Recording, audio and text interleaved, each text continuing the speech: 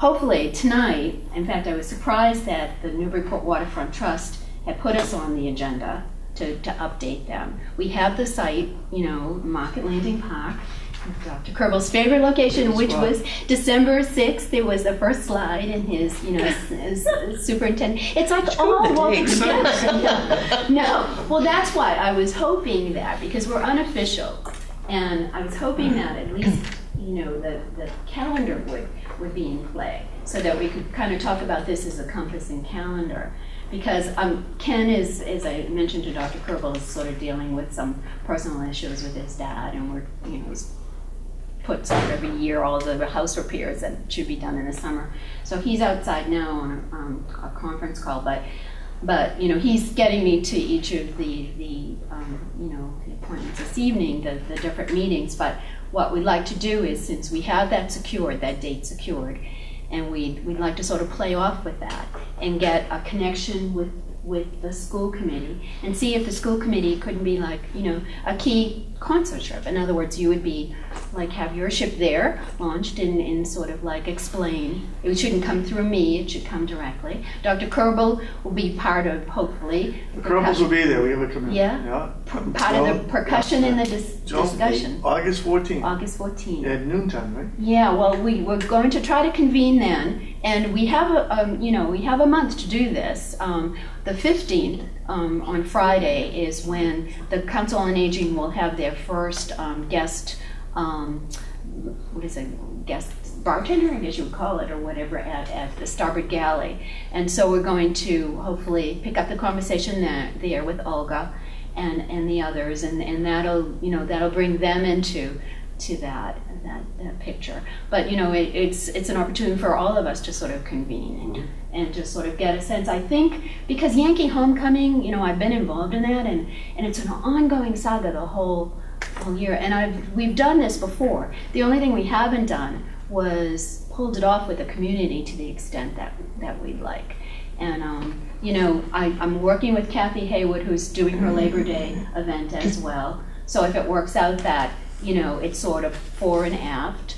Unfortunately, Jim Granier, who's the co-organizer for the event the night before, he has a wedding, and so he's not going to be there. But Dr. Kerbel and I were talking, and Ken, when we've been at Market Landing Park, has been able to field, like, if we could just arrange with somebody who has an open, will open and put a firewall in, we could maybe even get internet access and talk about the $75,000. I mean, there's a whole host of things. I just need, it's communication that could really be the most effective way of pulling this together readily. So it's on the platform in the back? Yeah, it'll be on the staging area. And then if Andy Port, I've spoken with Andy Port before, now whether it happens then and it's just a dry run. I mean, if we get rained out, we could do it as a once in a blue moon opportunity to just sort of like, I used the wrong phrase, I meant to say, when the moon hits your eye, like a big pizza planning party. We've done that before, when, just sort of like do something, whether it's fundraising or not, just, get together, have a bunch of pizzas, as, Nick often does, and just plan for a better time. John Halloran seems to think that he could re-engage the teachers because he's not exactly certain where Sean Flaherty is with the Custom House Maritime Museum. And as I explained to him, well, coincidentally, that's the weekend that they're doing classical music. So not only is there the benefit dance on the night before, but there's classical music, and that's happening, I think, at 4 at the Custom House Maritime Museum. John Halloran is close to, and I have a good relationship with Bill Steelman from, and so, as you know from the Daily News, he's looking at, the map is of the Merrimack River and the walking. So it's like pulling in a lot of different people and the opportunity for conversation and where are you going and just energize things. And it's such a great location. I mean, as I said, the first time I said to Dr. Kerbel, and the other thing we were thinking of is because Dr. Orlando, because Matt and the opportunity at Xavier, he's going to not be there for the 14th. So we were thinking that maybe what we could do is something beforehand. And so in speaking with Jim Granier, they'll be performing during Yankee Homecoming on the 2nd. And I think, as most of you know, he's sort of like, or maybe not, because I've spoken with some of you, this sort of does tie in, because when we launched this in 1999, with a half a generation left, before the major milestone of 250 years as the waterside community that was founded in part for public schools, we have a number of years left for the strategic plan, to be revisited in, what is it? It would be the 2014. And so we have a whole host of things that tie into this. And when we launched it, it was, with Apollo 19 and that whole generational thing in mind. So Olga is really game. A couple of years ago, she was really game to get some of the students to, where we'd have an intergenerational conversation with Apollo. So it's on a lot of different levels in history. So I don't know if you read the Daily News or not, but we set it up, the viewpoint for Independence Day, to sort of like say, can you see? And we have something that Merrily is ready to publish, would be probably a play on words, say you can see, and appeal to the community. So if you're comfortable with it, I know that Dr. Orlando has said in the past, we need a champion. And as I mentioned to Dr. Kerbel when he was saying the day before the public hearing, that Tuesday, when the building committee was talking about, do we need somebody to promote? Do we need, to engage the community? I think that's there. There's so many people and it's history. It's historic. What we're doing is history. And, it's back to the milestones. I mean, this is a milestone for like the Friends on the Council on Aging. They have their 15-year, milestone, as well as the Dories. If we could get the Dories back with a homecoming, that's like 15 years since the students had carved their names in 1996. So it's almost like, Emerson said, make a decision, and the universe, conspires to make it happen. I mean, what other, school district has a school that opened, the year before Sputnik, and another one, during the Apollo thing? It's just kind of like, it's sort of like there, and it's an opportunity lost if we don't grab it. So Dominic, will there be microphones and everything set up? Yeah, I'll kind of see. We usually do this on a shoestring, and hopefully we don't trip over, if we tie things everywhere, we don't trip over ourselves. But, in the past, we've had more concert type of thing. But Kathy Haywood, who's like, there'll be synergy with Kath, and she, she's doing the Labor Day, but, she has her own system, but would be willing to sort of like get a small system in there. Back to, I was going to get in touch with Zach Field as soon as things were secured. He's the one who moved from the yeah, and he was a teacher in Newburyport, and now he's full-time. And he's now at the Tannery. They actually play from 3 to 6, and they're doing the pans, Plum Island pans. But I was considering just having them as drummers, because they do that kind of, So Dominic, is there an agenda, or is it free flowing? It's been both. During Yankee Homecoming, we've had it such that I looked at my watch, and Bill Plant, the son was playing, just at high tide. So we go around the tides, as you had seen. Okay. It will have to have a firm time for the slack tide if we go ahead with the Dories. But, for the most part, it could be free-flowing. We don't even have to have this state. We wouldn't even need permission from, the Waterfront Trust if, in fact, we didn't go ahead and need amplification. But if we're going to engage a large crowd, we need amplification, probably. And, I had spoken with, and I know Sue Creed wouldn't mind, because I caught up with her in the hallway at the last meeting. And, there is chance to engage people for entertainment, but this would be, a focus on the students and in focus on others. Olga, for example, has always wanted to do a talent show, and that's why I was hoping to engage with Alex about the no talent, because I said, oh, that's what we're calling it, like kind of before, Kano talent, to use no talent. bless you. Like, who knew?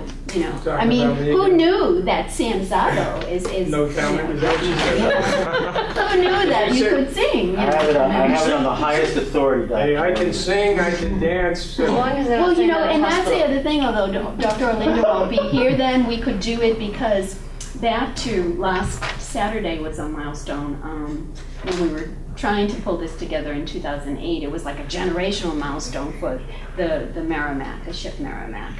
But, you know, that we made reference in the viewpoint to that because there's a lot of things that tie in, and we could even do another one in October. We could do them regularly as the students want to convey. And according to John, in our brief exchange on the phone, part of what they did, you know, as far as using theater to sort of like engage their audience, is so tuned in to what Dr. Kerbel is considering for, you know, bringing theater beyond just the confines of you know, a production. But, you know, so it's sort of like, you know, as long as we kind of feel ourselves are free to do this, we're free. We're at liberty to do whatever we want. But, you know, back to the agenda, we could, as I said, there's been times when we've timed it down, you know, Pat, but we have the entire afternoon. We could go ahead and either do it, you know, like choose to have, you know, sustain ourselves, or we could just hand out chits and engage. You know, so the good thing about Starboard Galley is I've had conversations with the Grecos before because they've always wanted to do, and there was a young man during Yankee Homecoming in 2006 who was so engaged in wanting to do this out of the youth council, and it was like a sort of like the what do you call the stone soup where everybody brings something together. So it's just, but it really is back to so many of our conversations. The schools are at the heart of the community, and, you know, Olga feels so passionately about this, that, you know, about lifelong learners, and we just kind of like, there's a synergy about it, you know. But as I said, the element that's been missing, and when I looked on that front page of about Amesbury Days, and when they do, well after the fact of trying to do this, when they do their sort of community-wide block party, you know, I mean, if we could do something like that, but it will take the excitement here. And it's nothing to detract from what's going to happen at the latter part of August from, you know, with NEF and the fundraisers, because that's a chance to sort of like get your word out and bring the momentum. It's just gathering momentum. It's not trying to subsume anything. It's not like Yankee Homecoming. And, you know, but as most people will say, Yankee Homecoming itself is a difficult time, you know, to sort of like, as much as you have the audience, it's the wrong audience sometimes. And the same thing with Labor Day. You know, Labor Day tends to be that way where even politicians, when they launch, you know, they go down and you just don't find many locals there. So whether this works out or not, the moon's going to rise, you know, whether it's overcast or not, and we end up doing a rain date later, you know, there's always that opportunity. But John and I decided, let's go for it. And I hope that weekend is also, the 11th, 12th, and 13th is also the Perseus meteorite shower. I'm sorry? That weekend is also the Perseus meteorite shower that weekend. Oh, yes, right, exactly. Although, as they had said, you know, with a Full bright moon. light, full moon. And of course, you know, this is Bruce. Not only that, he has the signatures he has to find. So we've been talking about this a long time, haven't we, Bruce? And so, you know, I mean, it's let's go for it. How can we help you tonight? What can we do? I guess, well, Ken and I are trying to decide, and of course I'm probably going to be late, and I don't know what Cliff Gowdy is how he's going to react to that. But we're trying to decide whether or not we'll come back here to try to get a sense, or just watch Sam's recording.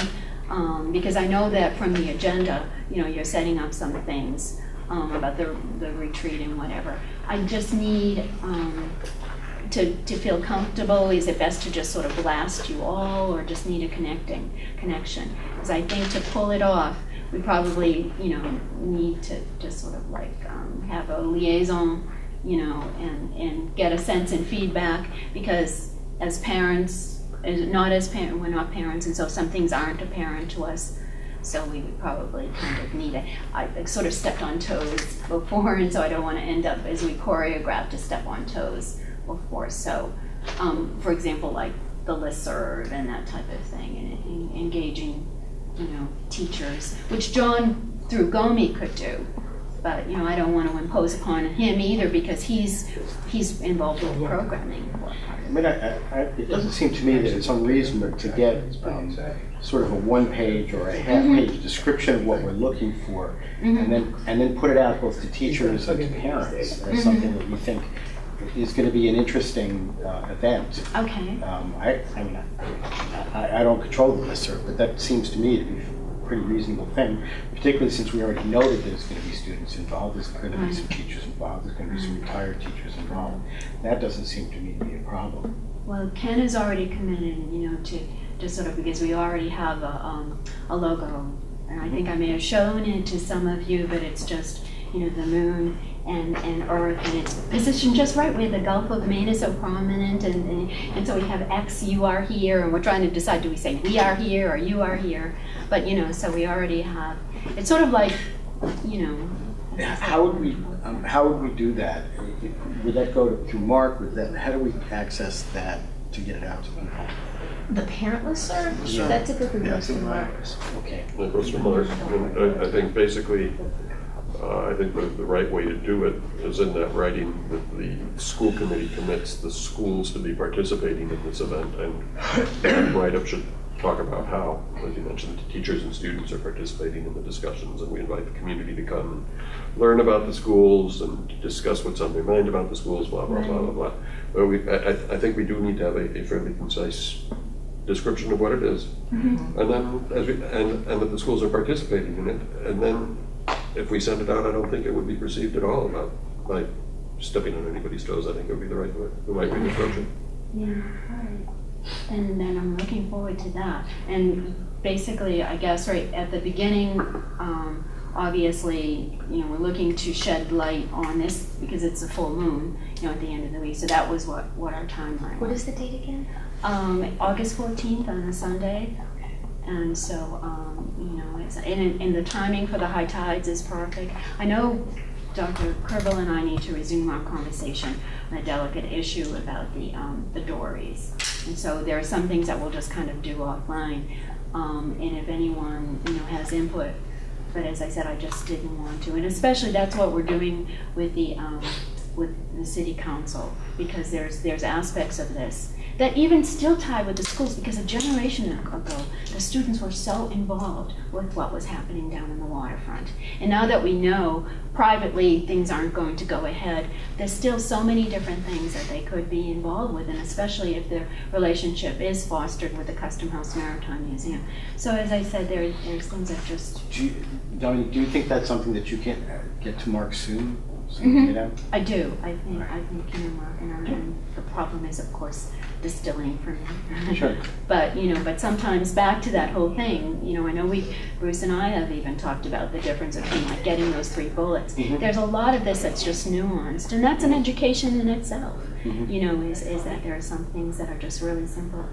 I think if you started with just the simple explanation of what a GAM is, Yeah. you know what I mean, and draw people in that way, and then a very Right. brief, you know, a brief summary. Summary of Then, who some of the participants that are committed to the scan might be. yeah, Yeah. and then we're good. You know what I mean? I think it's more about getting it out sooner because it is summer and people, Right. you know, if they know now, Right. then they And can we save can the plan on date. it, and then we can do a quick reminder blast at the. Yeah, and it might help us gauge Yeah. participation rates too, because we can start to get a feel about, you know, if people are, you know, did you hear about that, and Right. send out a tweet or two.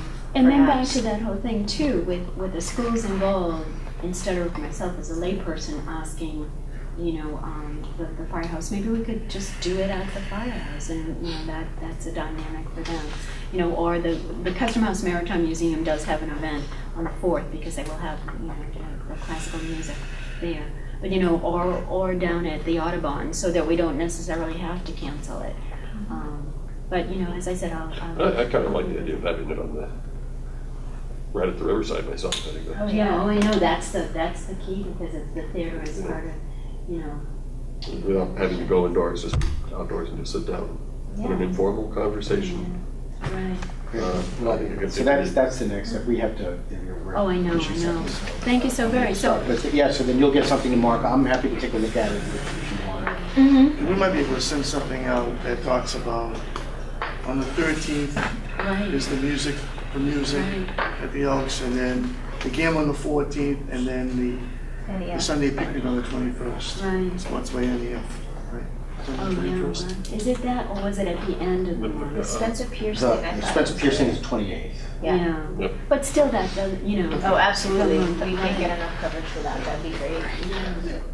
I'd like to call this meeting of the Newburyport School Committee for Monday, July 11th, 2011 to order. If we could stand for the Pledge of Allegiance.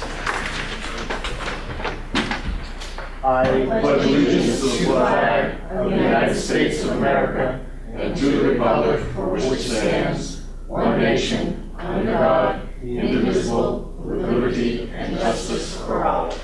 Thank you. I'd like to read the mission statement. Mission statement of the Newburyport Public Schools is as follows. The Newburyport Public Schools are committed to the intellectual, physical, social development and engagement of every student. Within a culture of high expectations for individual and group learning, our students experience rigorous academic challenge, are intellectually curious and express themselves creatively. Our students enhance their well-being by applying knowledge and skills about nutrition, fitness, and healthy behaviors. Our schools are an inclusive and supportive community. As part of this community, our students demonstrate values of personal integrity, sensitivity, and social responsibility. Our schools partner with parents and community in significant ways to achieve this mission.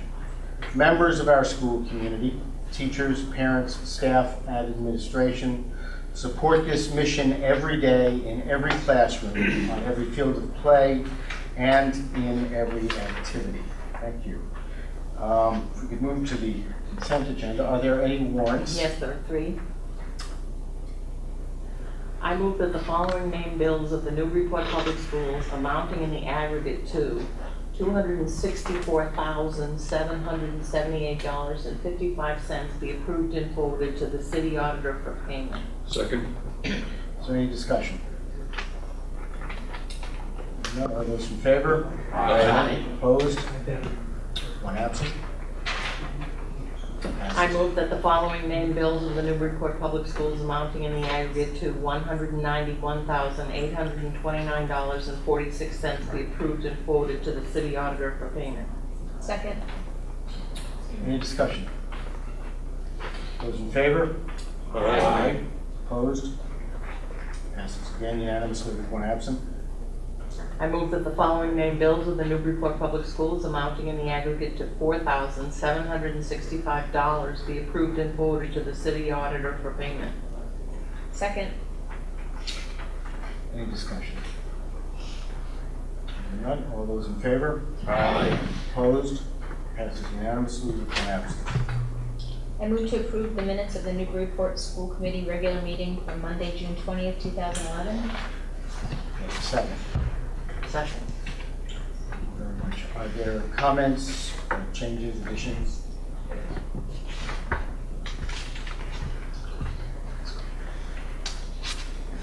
My comment is that I am astonished. With a 24-page packet, I think there must be 20 of those pages were those minutes, and I really appreciated the diligence and effort to capture a lot of information.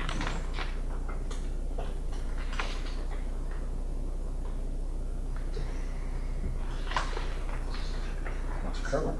I'd like to make a comment.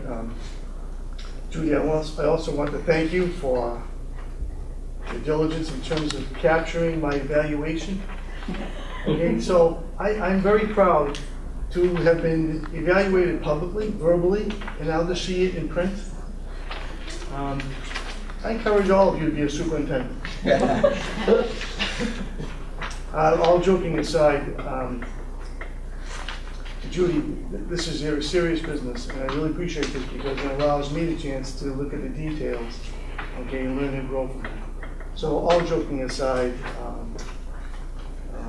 I really appreciate the time and effort for all members of the school committee for taking the time and to write the evaluation of the superintendent.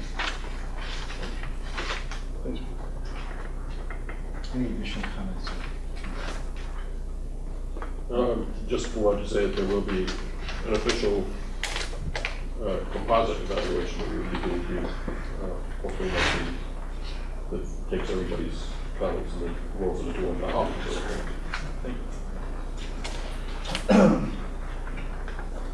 Any other discussion, comments, changes? Hearing none. All in favor? Aye. Opposed? Thank you again, Mrs. Kennedy, for remarkable effort. The next item on the agenda is the discussion of the purpose and outcomes of subcommittees, and in particular, part of that discussion has to do with the communications subcommittee and the finance subcommittee about the establishment. How would you like to proceed with this conversation?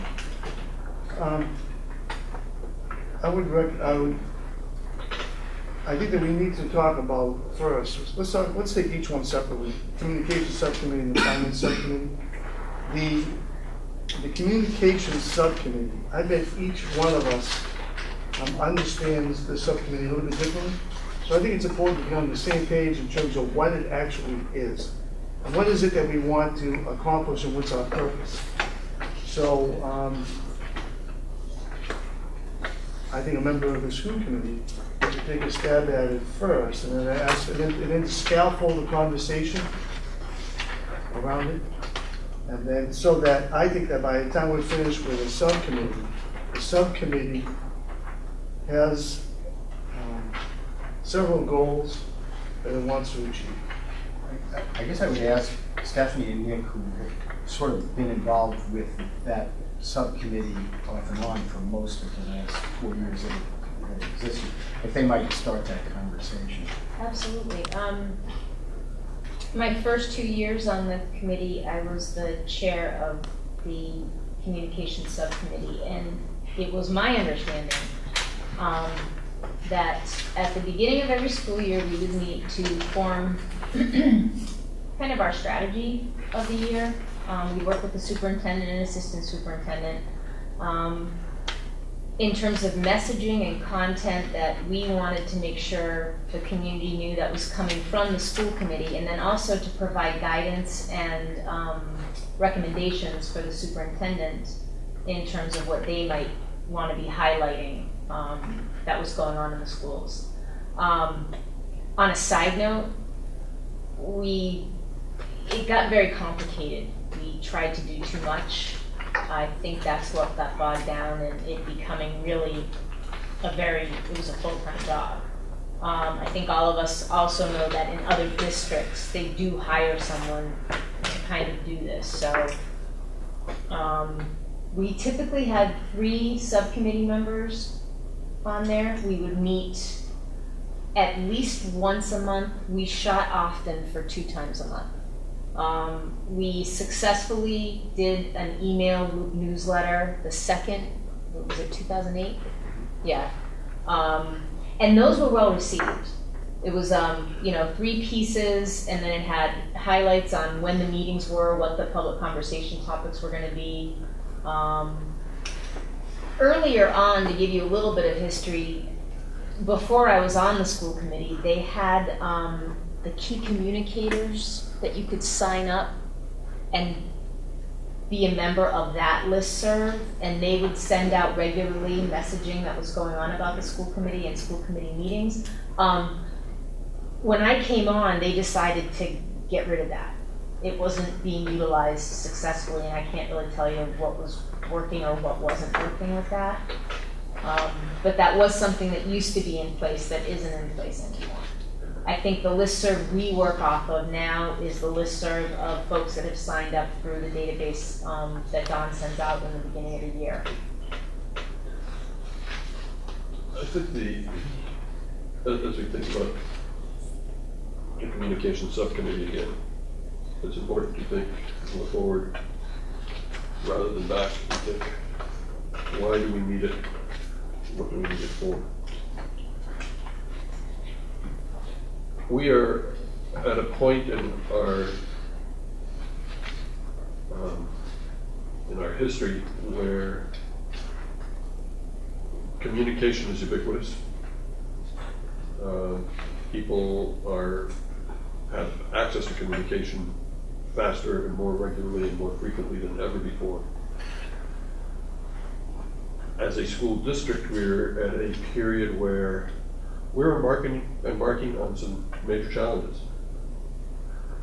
Building new schools, renovating others, rethinking what we do inside those buildings. And it becomes much more important for us to have clear and concise and consistent communication to all stakeholders. So that based on that accurate information, we can then have discussions that will help engage the community and help us direct our efforts. So now more than any time, I believe we need to have a communications committee. Now,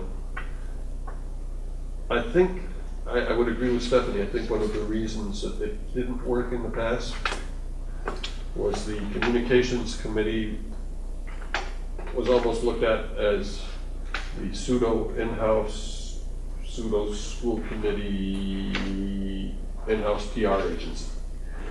Well, let's write an article about that. Can you write a letter to the news about that? It was not at the level that I envision it now, which is much higher as a sounding board to work with the superintendent, to work with the assistant superintendent on getting the right information, understanding what it is the community needs, and making sure that that becomes available to them in a way that it can be digested. What's important is that just putting information on a website is not enough in my mind. Because unless people actually go to that website and are looking for that information, they're not going to have access to it. So it's a combination of things. So Dr. Kerbel's bit with Port Media on his TV show Port Media, or an interview with Lynn Damon on the radio, or copies, or the comedy Gan. I think all of those are communication venues that we need to explore, and we need to say, okay, what messages do we need to get to each one, and how do we draw people from each of those media back to our central core and our central consistent base of information. So I believe there's some challenges around that. And the challenges that are in that are first in culling through the massive amounts of binders full of information we have about the schools alone, and say, okay, what is important for most people to know about? And then also deciding what media we use to communicate that, what combination of media we use to communicate that. Really more at the strategic level is where I see this operating. To meet with the superintendent, and then, if we decide as the superintendent decides with this committee that they need help to do the legwork on it, to do the writing and press releases or web design or whatever it might be, then we can take a look at how we engage either volunteers or professionals in those areas. But I don't see this as a committee that actually sits down and does that kind of communication stuff, because we felt woefully short, I think. We just did not have the time and bandwidth to be able to achieve that kind of thing. I don't think the superintendent does either right now. That's why I'm sort of saying this is an opportunity. That's what I envision this committee would be doing. Okay. I wanted to make sure that other people had comments. So thank you. Dan or Steve or Cheryl, any comments about it? I have some of it as well. I don't know. Dan. Go right ahead. I'll go. Just related to some of the stuff that Stephanie said about the history. When I first came on the committee in 2004, I was part of the communications subcommittee, and largely one of our big products was to put out a quarterly newsletter. And it was very basic. It often went home in the backpacks. And it was seasonal. It was helpful.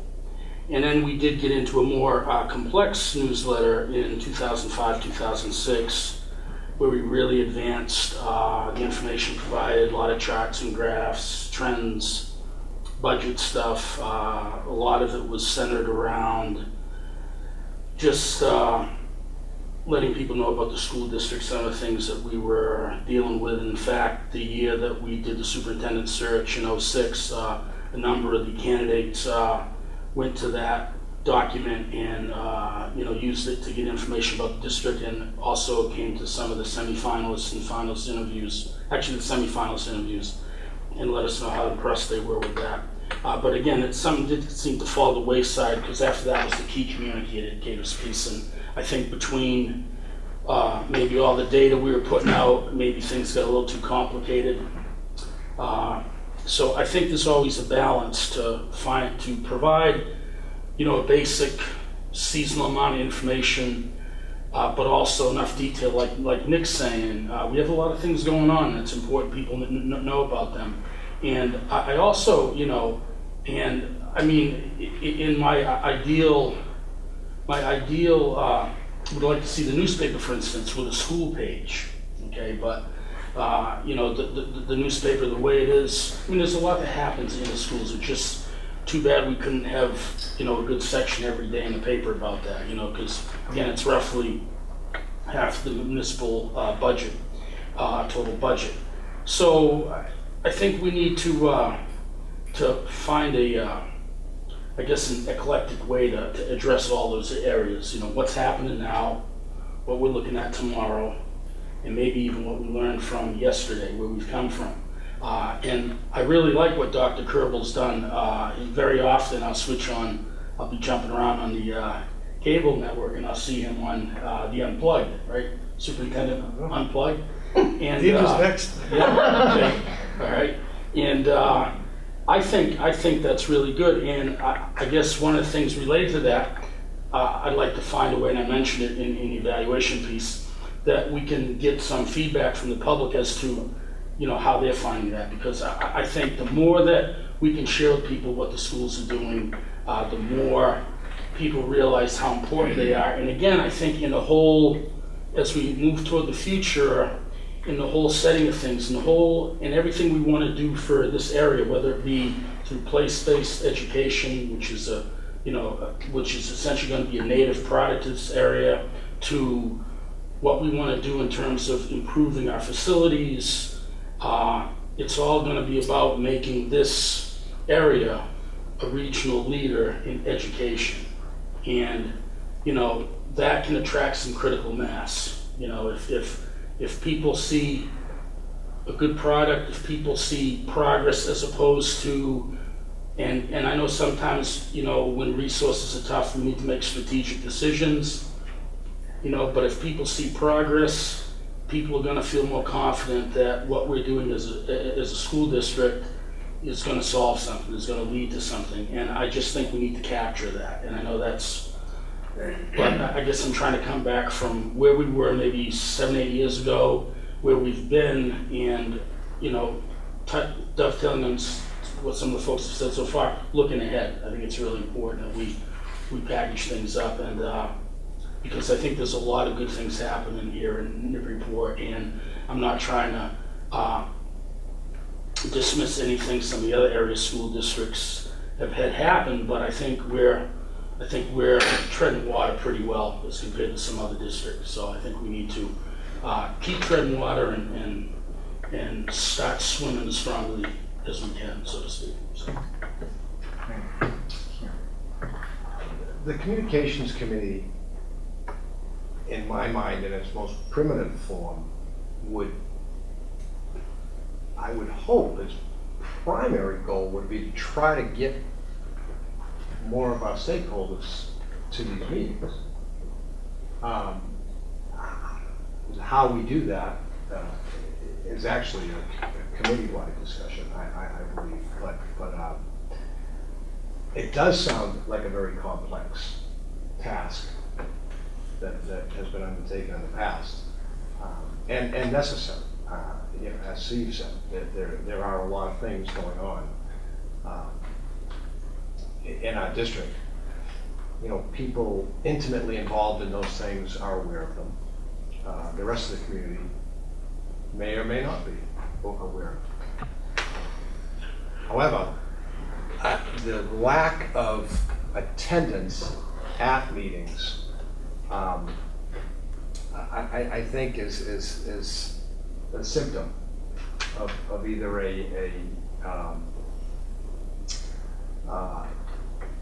you know, the steady as she goes, everything's fine, if people show up to school committee meetings when there's a problem. But that's not what we're looking for. We talk about it all the time. We're looking for community involvement. We're looking for community engagement. It's not up to us to decide which way the schools go. We're just supposed to help steer the ship, right?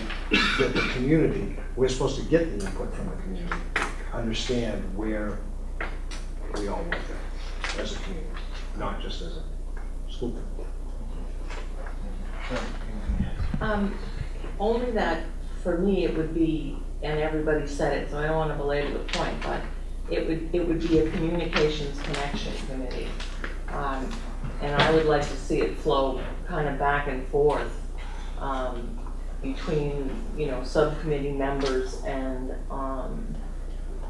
all the other people that are out there. I think in the past, and I wasn't on any kind of a communications committee before. This is, I'm just listening to the history, and I'm listening to the fact that people are saying whatever was done in the past isn't enough. So we need to move forward in a way. And I think, you know, I agree with Dan having more people attend our meetings, but I think it goes beyond that. I think it goes into, you know, basic understanding of why we're all here and what we're trying to do. So I think one of the major goals for that committee should be connection to the community, obviously. You know, and there are various formats and ways of doing that. I mean, we're already on Facebook, you know, we're on Port Media, but as somebody said, if you're not looking, you're not going to find it. So I think it deserves a lot of discussion, more than this, probably. And I don't know. I'd like to comment before. Thank you. It's I have the advantage of great length of service, and to me, I think we've done some really wonderful things in terms of communication, in terms of informing the community of what we're doing. I think that we have consistently struggled with how to engage the community in a dialogue, how to create ways for the community to give us feedback outside of public comments, outside of email letters, and I've always sort of struggled with how to make that part of the umbrella of communication. That in fact it is a way to exchange information on a really consistent basis. And that to me is why I think is one of the reasons why we keep struggling and struggling and struggling. Because that to me is a very important piece of communications that we haven't done consistently. We've done it intermittently, sometimes very well, sometimes not very well, but even the great bulk of our conversation here tonight has been about new ways to get information to the community, and let's see if there are some ways to get information back from the community. And I think we need a better balance of that, and that to me is a great challenge for the communications subcommittee. But that to me I think has been really the central issue that we've struggled with, I think. I just would recommend that we put something back in place, because it's not something that we can wait on. I think one of the challenges of subcommittees as a whole is that you have to meet frequently in order to get the work done. And I don't think this is rocket science necessarily, but it just requires vigilance, and we have to maybe set some small goals and start off and hit the ground running and ask people if they're hearing. Are you seeing it? Are you hearing it? Are you reading it? If they're not, we gotta try something else. But let's start off small. So I really would recommend that we get it back into gear. And I'm not sure, because I know the mayor has to. Right, I would suggest, what I would suggest is that by consensus or by vote, we ask if the mayor would appoint a communications subcommittee, and that, and following that, I would ask that those interested contact the mayor directly. Before we do that, can we hear the superintendent's point of view? You were saying the subcommittee, the subcommittee meaning the school committee members will be part of the subcommittee, or are you talking about other community members being part of it? Essentially, if it's going to be a subcommittee of the school committee, the formal voting members would be school committee members, but to me, it's an open question as to whether they're advisory members or some other. I'm just trying to gauge the process. We're talking about the mayor forming the subcommittee on communication. Just understand the process. Right, if it's a formal school committee member, she would appoint school committee members. If we want to encourage the mayor to add members from the community, which is certainly something that we could ask. Yes, typically at the beginning of a term, at the beginning of each year, the subcommittee structure is laid out, and you send in your request to the chair of the school committee, who's the mayor, and then they assign you. Because this year we did things a little bit differently, that's not in play right now, so by the rules in the book, we kind of have to look to that as our guidance for protocol. Thank you. Now I understand. Thank you, Nick. Yeah, One of the things that Nick said, he said, communication committee needs to be a sounding board for getting out the right information, what is important and what medium. And that this is not your father, as they say, this is not your father's school committee, nor your brother's school committee. This is the school committee of the future. Right? And people do an awful lot of things. People use this, and this is old. Okay, the iPhone 4 and other medium that people use now gets information like this. People want information. They don't want reams of information. They want what's important. And so I think the communication, I'm looking forward to working with the communications committee. I think it can be a lot of fun. And it can be very, very important. Because you want people to really talk about what's important and how to get it out to people so that they'll read it. Okay, and I think you have to do it in multiple ways. And you can't be disappointed. Keep putting it out, and you develop your niche. So some people, they'll love Facebook. Some people will they'll like the electronic messages. Some people will look at the website. We just have to train people and to be consistent. If you put something out every other week, then you have to put it out every other week, commit to that. It's going to be on Facebook once every Friday. It has to be there every Friday no matter what. Even if there's nothing there. It says, hello, there's nothing here. Okay. But you have to, and then people will then gravitate to what they like and what they believe. That's the future. And that will change and evolve. So I agree with you. Keep it simple, but let's act and let's do it. Okay? And so I'm looking forward to it. And some people might want something real simple and concrete to read at the library too. That's right. Absolutely. That's right. Absolutely. I think it's appropriate to take a motion, and motion would be request that the mayor constitute a communications subcommittee. So moved. Second. Any further discussion? I do want to say one thing. I'm confused as to, well, not confused, but we haven't had the opportunity to talk as a committee in regards to messaging and communication in regards to the school building projects, because I know that with tours of the schools and the things like that, there's going to be an umbrella where the school committee might come into play, but I don't know if the mayor has something else set up. So I'd like to put that in the recesses of our mind for maybe retreat talk, because we all need to be working very hard for the next 2 years. That's going to be an important part of everything, and so we need to make sure that there's a good plan in place and an owner of the plan. Yes? Mr. Mayor, was the motion just to ask the mayor to appoint a committee? Ask the mayor to constitute Okay, thank you. communications committee. And again, the discussion part would be if you have interest in that, please contact the mayor directly. I agree with getting one started and then shaping, using some of our retreat and some of the conversations in the committee itself to help shape the agenda. Any other discussion? All in favor? Aye. Now let's move on to action. Thank you very much. Finance subcommittee. I can probably speak to some of that.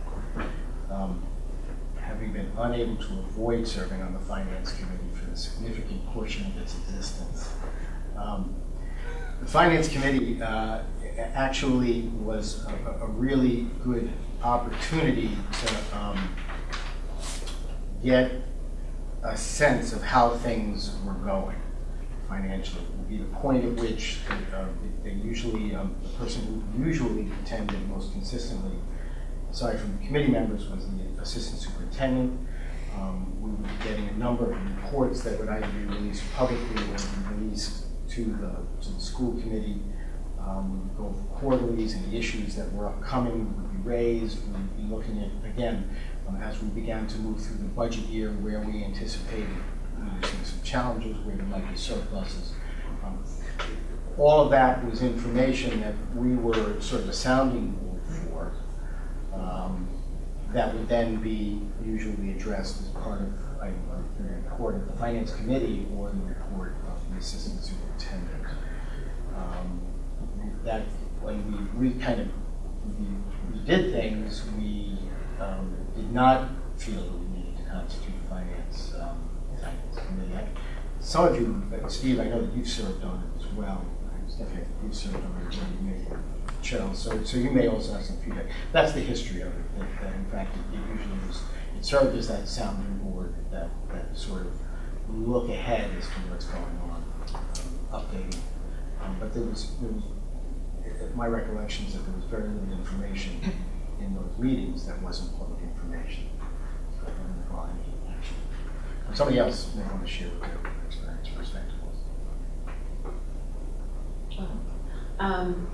I served on that committee the first year I was on the school committee, and I felt that it gave me a constant good handle as to where we stood as a district financially.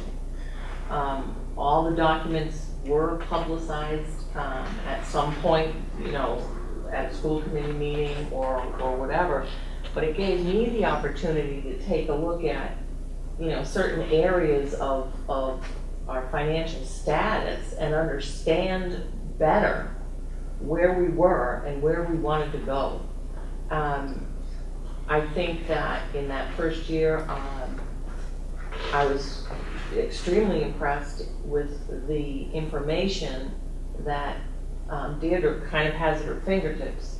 And I found it as a place where I could ask questions to get clarity for myself, but also a place where I was given information so that once everything became public, I felt comfortable talking about the financial aspects of what was happening.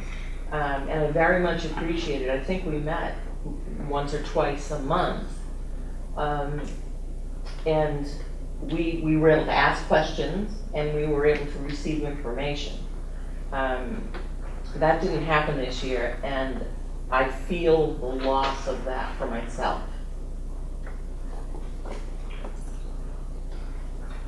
I certainly think from a checking in point of view, it's healthy, it's necessary, it needs to be happening. But I do want to say that this year during budget season, the quarterlies and every report that we received from the assistant superintendent, I counted the number of meetings we had this year versus what we actually did the year before, and there was quite a bit of reporting this year, so I don't want it to be misconceived that good reporting was not going on. It was going on. But I think from a committee standpoint, it is valuable. I totally echo what Cheryl says. And I also didn't think that that was something we scrapped from the retreat. I don't know what happened to it. I don't remember sitting down and us saying, yeah, we don't need this one. Yeah, I don't recall that. Well, we so, went ad hoc. Yeah. We went rogue, we went ad hoc. Well, we did.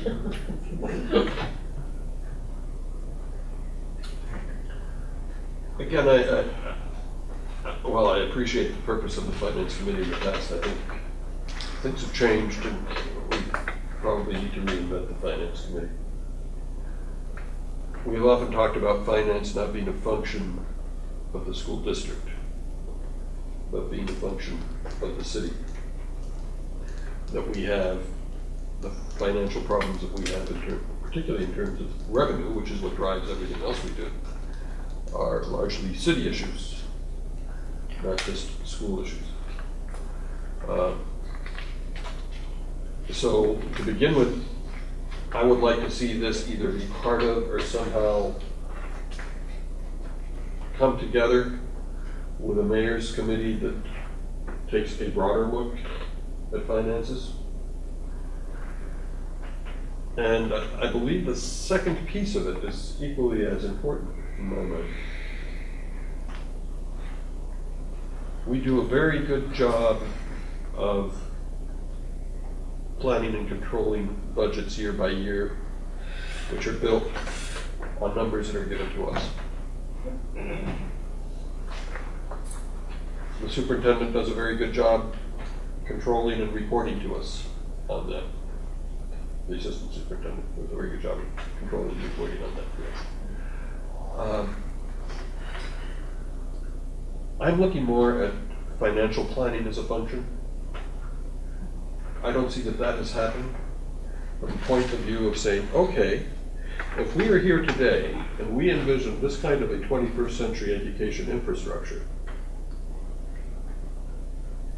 we have some projection in that in our strategic plan in terms of the cost of doing that. But where do we take it to that next step so that there is revenue planning into the future as opposed to reacting to what we get? And that, to me, is what is so critically important. We're about to go out and do some major investments in our infrastructure. But I'm very concerned because while we have our pockets of excellence in terms of what is going on in those schools, we have cut away things, and we haven't been able to find the wherewithal, the resources, to bring some of those things back. Foreign languages, the arts, the number of electives in the high school. It's a broken record with us. And we need a vision and a forward, a forum where we, together with the community, can address those issues about long-term financial planning. And I don't see that as a school issue alone.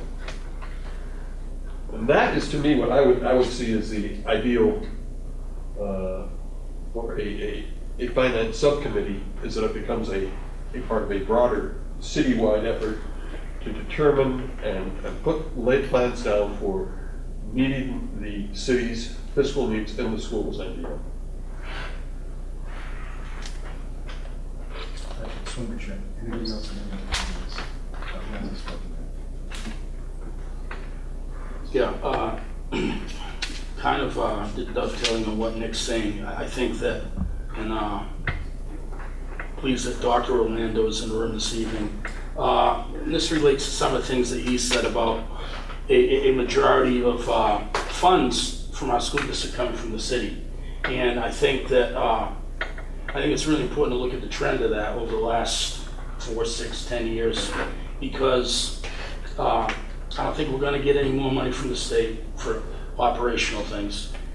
And what really is going to come, what's really going to drive improvement in this district is what comes from the city. And I think if we show citizens clearly what's happening with revenue and expenses, that's going to be really important to do. And I think the more precise budgeting we can do based on those experiences, actuals, and projections, I think the better, as Nick says, we're going to be able to look ahead and show what we can do. And if we want to do something, strategic, something to improve the district, we're going to be able to outline what kind of resources are going to be needed. So I would be in favor of examining data trends, revenues, expenses, given the fact that it seems that state funding isn't going to get any heavier. In fact, it's all likelihood is going to get a little lighter. And I think with all the things we have coming up in terms of facilities, should we everything go well and we get a green light to build these schools, I think it's going to be real important to show citizens where the dollars are going to go What's going to be important to have in these facilities? Are we going to focus on green initiatives? Are we going to focus on state-of-the-art facilities to help our children, students learn? Or what hybrid of that we're going to try to do. So I think that the more precision we can have in that process, the better. And I think that precision starts with the data we've had, say, over the last 10 years of revenue expenses related to the schools and the city of Newburyport.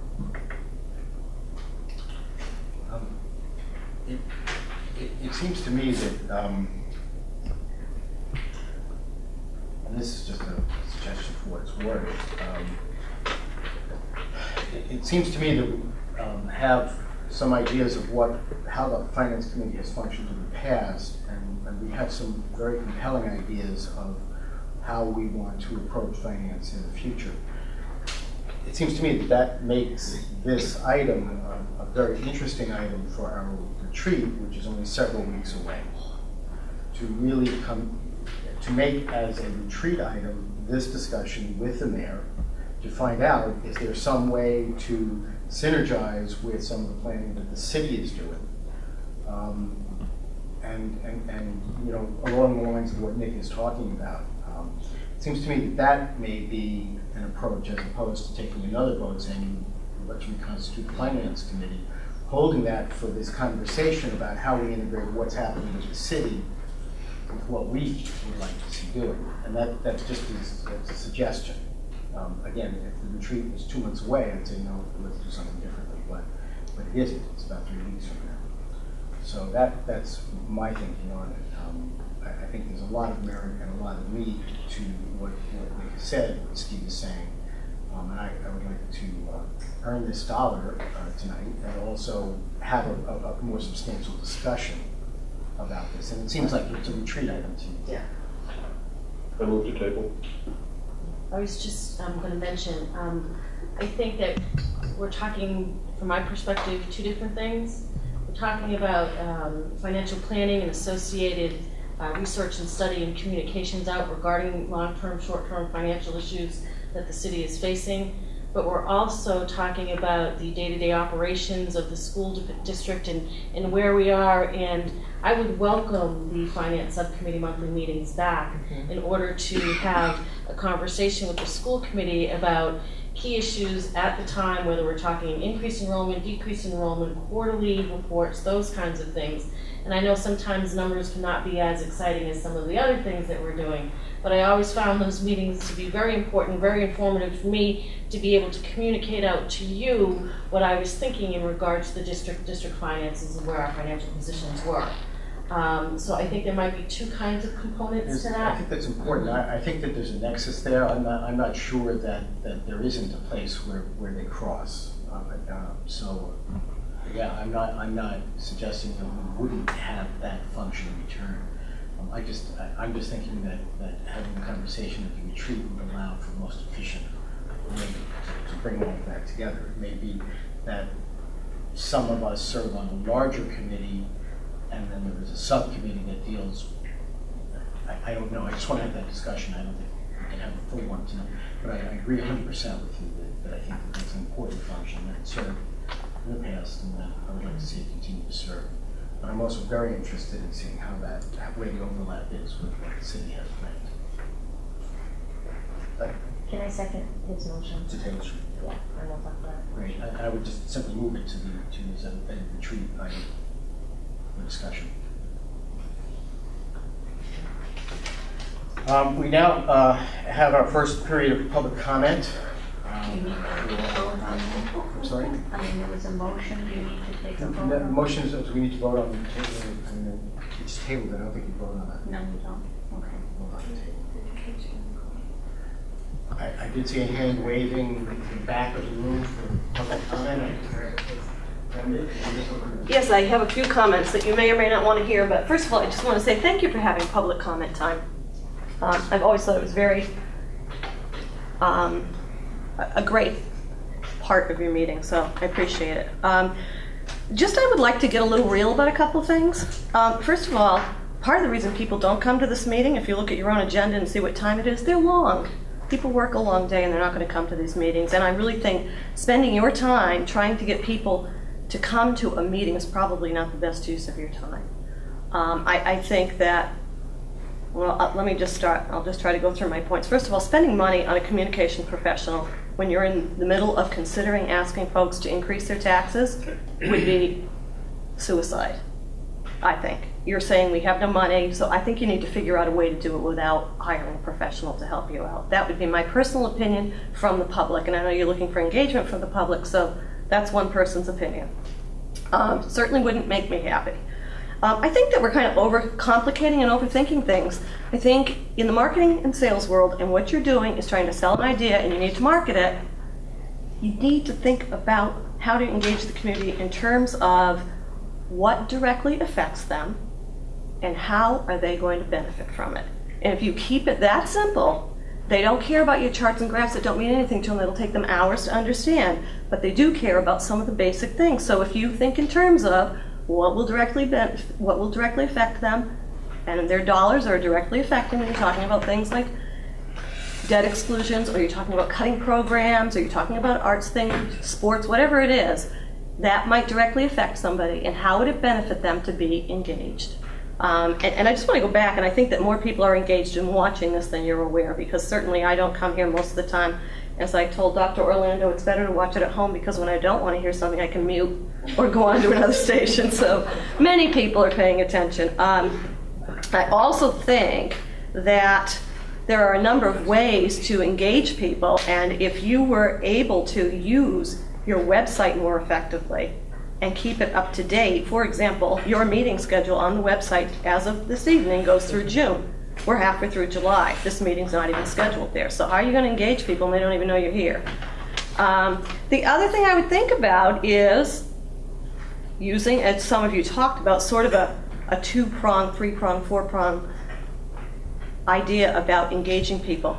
Use the newspaper, put some of the basic information, and then have specific, detailed information for those of us, and there are some of us who want more details, can go and find that. But as somebody mentioned, I think it was Dr. Kerbel, you need to keep that up to date all the time, because every time you go there and you can't find it, you start to get the message. It's a waste of time. They don't care. I'm not going to find the information. Why am I going to waste my time going to look? So you do need to be consistent, and you need to be accurate and have it there. So combine those efforts. The other thing is you have these great kids in this school.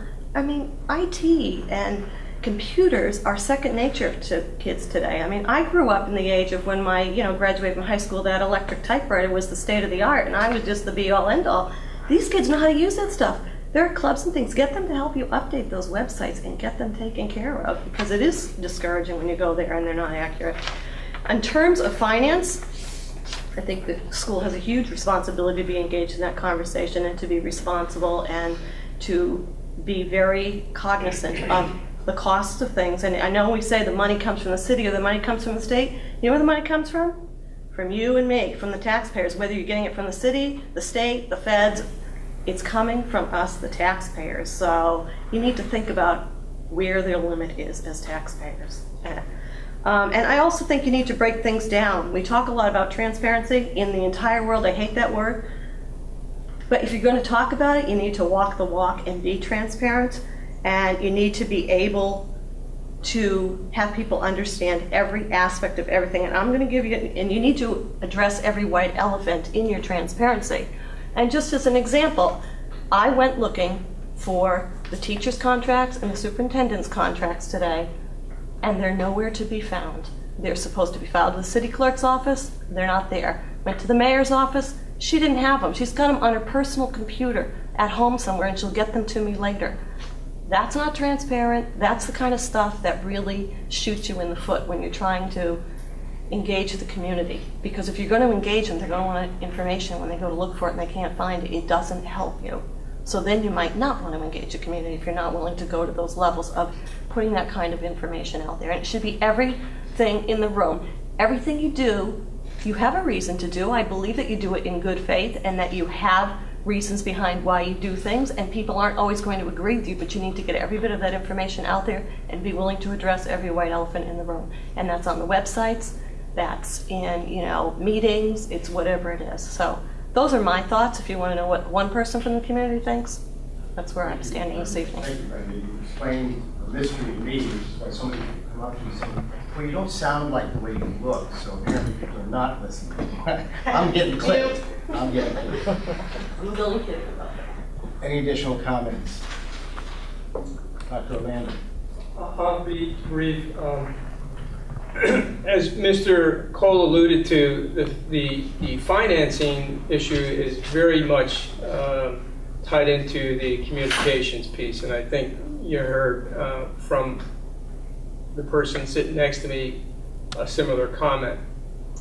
And you can't go back 6 years, but if you have a self-evaluation process coming up here shortly, but it's only 10 minutes and you're going to meet on your retreat, but you need to really take a real hard look at your communications. If we go back over the past year, my sentiments.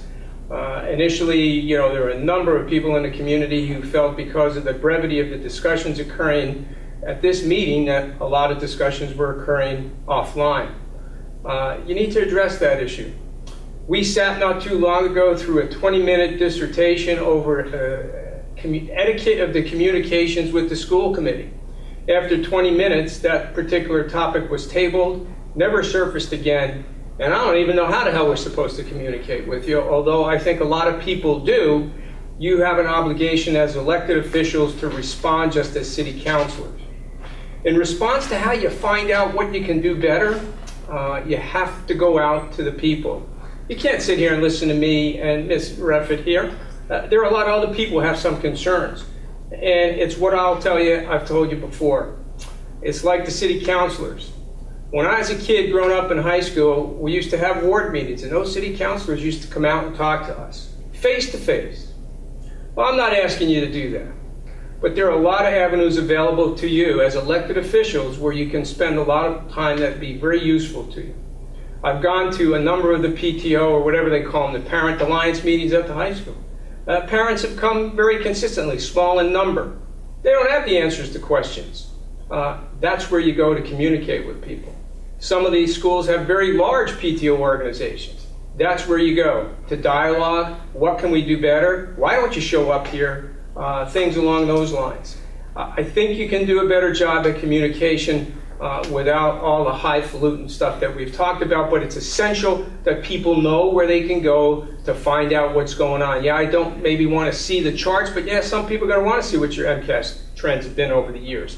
I would very much like to see in print, for me, to look at what the city appropriations have done over the last 10 years, gone up, gone down, fluctuated, what have you.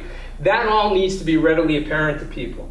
And then when you talk about how to configure these committees, I think, I'll preach again, you need community, what they call them in the old days, CACs, Community Active Committees, or Community Action Committee, Community Advisor Committees.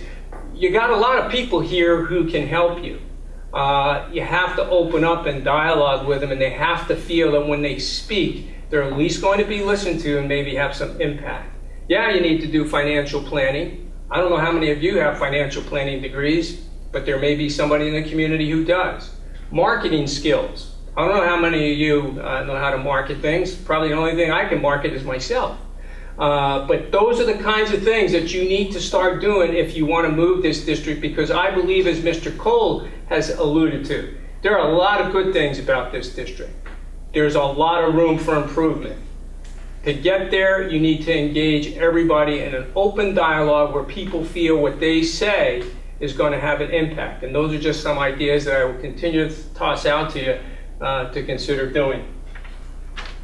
Thank you very much. You're welcome, sir.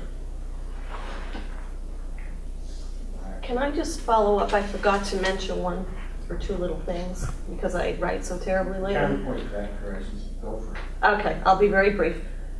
One of the other things you don't have on your website, and perhaps you might want to have, is a suggestion spot where people can actually send you suggestions. And sometimes, particularly with parents, when their kids are in school, and having been there, I can tell you for a fact, it's intimidating sometimes because when you speak up, particularly when you're not in agreement with things going on, there is a perception that your child may be affected by that. So maybe you need to have an anonymous opportunity for parents to weigh in on things, and maybe you might get a little bit more feedback. And I don't think that it's necessarily happening although I think it does happen occasionally, but I do think there is a perception sometimes. I mean, I remember being advised, don't say that while your kids are in school. So maybe you need to have some kind of anonymous thing. And the other thing, just to allude, what really came to mind when Ralph was talking, if you're engaged before you're asking people for money, before it's budget time every year, people are more likely to listen. But it seems like every time that people hear, it's always about, we're in dire straits and we need more money. And so maybe going to those committee meetings and rotating and going to those PTAs and PTOs or whatever they're called now, I don't remember, but might be an opportunity to engage earlier, get people involved and want to support you when you get to the point that you need money, instead of hitting them at the time in times of crisis all the time. So I think there's a lot of great things happening, and I do agree that you need to advertise them more. And again, what's the benefit? Here's what's great. What's the benefit for that? Here's what's happening to your kids. So that's my last piece. Thank you. No additional public comment. The balance of the agenda is to have a conversation that plans our retreat, the topics we want to cover, make sure that we get covered. The discussion of the calendar, some updates from the Assistant Superintendent of the MSBA, and a discussion of what our self-evaluation process will be. And public comment, and I do believe we have a brief executive session today from which we will not be returning to public session. How would you like to proceed with the retreat? I know that Kathy is good enough to gather suggestions. First of all, I appreciate all the topics that you sent Kathy. So what Kathy and I did was to consolidate all of your comments under a particular topic. So let's take a look. Set. Number set. Do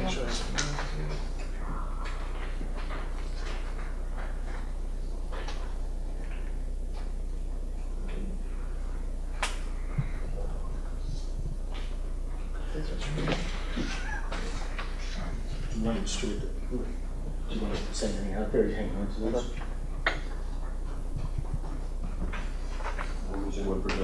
Oh, yeah.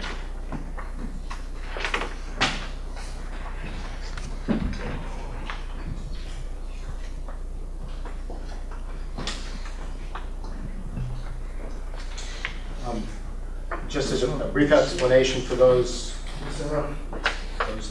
public, these were solicited ideas and put together. We sent ideas directly to Kathy Manning, who has consolidated these ideas.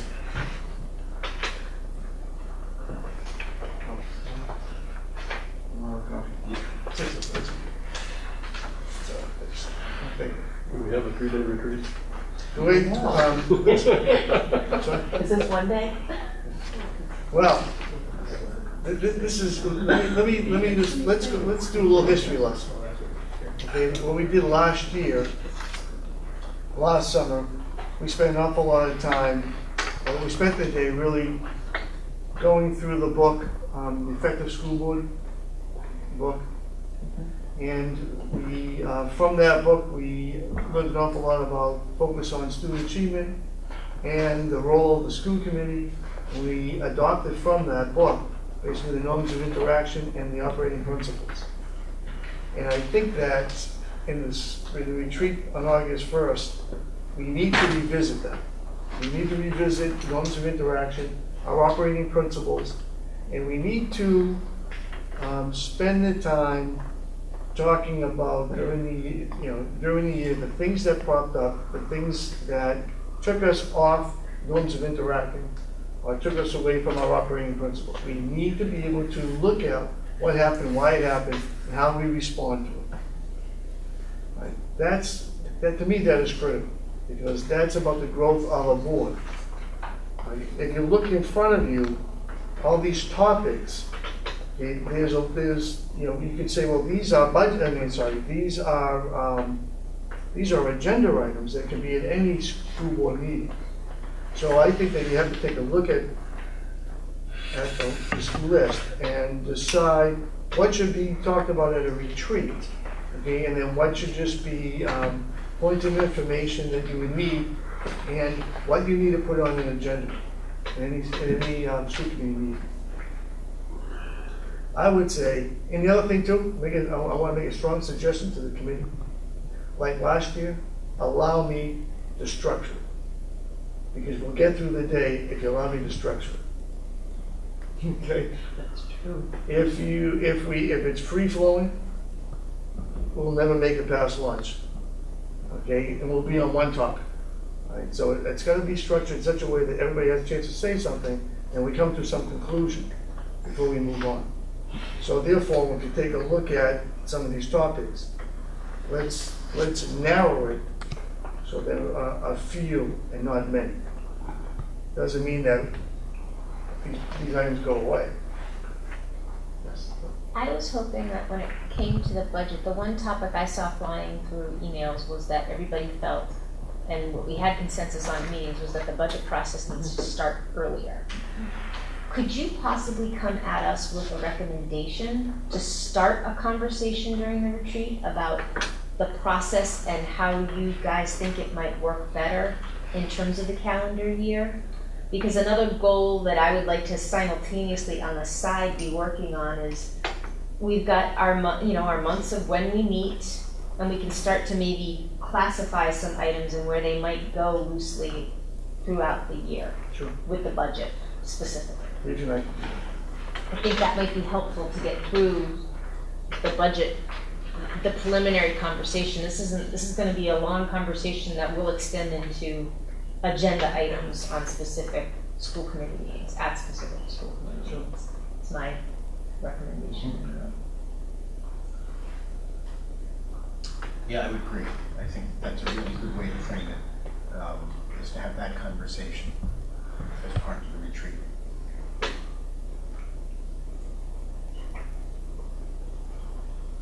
I'm sorry. I think as I look over this list, the superintendent is absolutely right. Just about any one of these could be an agenda item in any regular and/or work meeting of the school committee. I would like to suggest that if we're going to put our minds and bodies in the superintendent's hand that day and let him manage the meeting for us and manage us in that meeting, that we also let him pick what subjects he feels would be most appropriate and most important to discuss at this retreat. And that other subjects would then, one of the subjects, as Stephanie suggested, we might take on towards the end of the meeting is, okay, where do we schedule the other items that we have thought of a report to discuss into the year going forward. I think as the superintendent develops an agenda for strengthening us as an organization, as a functioning organization, there might be certain examples here that would probably allow him to illustrate particular points he wants to make or wants us to think about than others. And so rather than go back, I think the superintendent has asked a very pertinent question of all of us. We've responded, and I think I would like to say, Mark, choose what you think works best for what you need to do with that day. I think if it's going to be anything at all like last year, it will be very, very productive, and I have no concerns about what you choose to put in there. Thank you.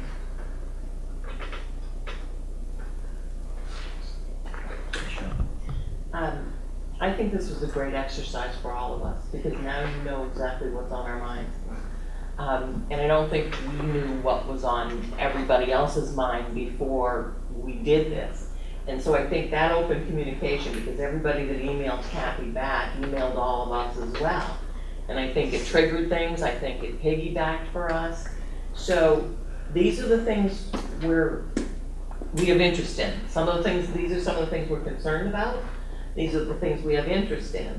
So it's all here for you. And I'm going to agree with Nick. Go for it. You know how we feel, and you know The other thing, I think this is what you were alluding to, Stephanie, was it last year that a subcommittee met and we developed a monthly calendar of agenda items for our working meetings and well, but I think that helped too, to block that out so that I know, in October, this would be a focus. So I agree that we should go back and one thing I would like to see us talk about is the structure of our meetings. I think that's a really important one. But you mentioned that, Dr. Colonel, so I'm hoping that'll be on there in the norms and, just a checking for ourselves.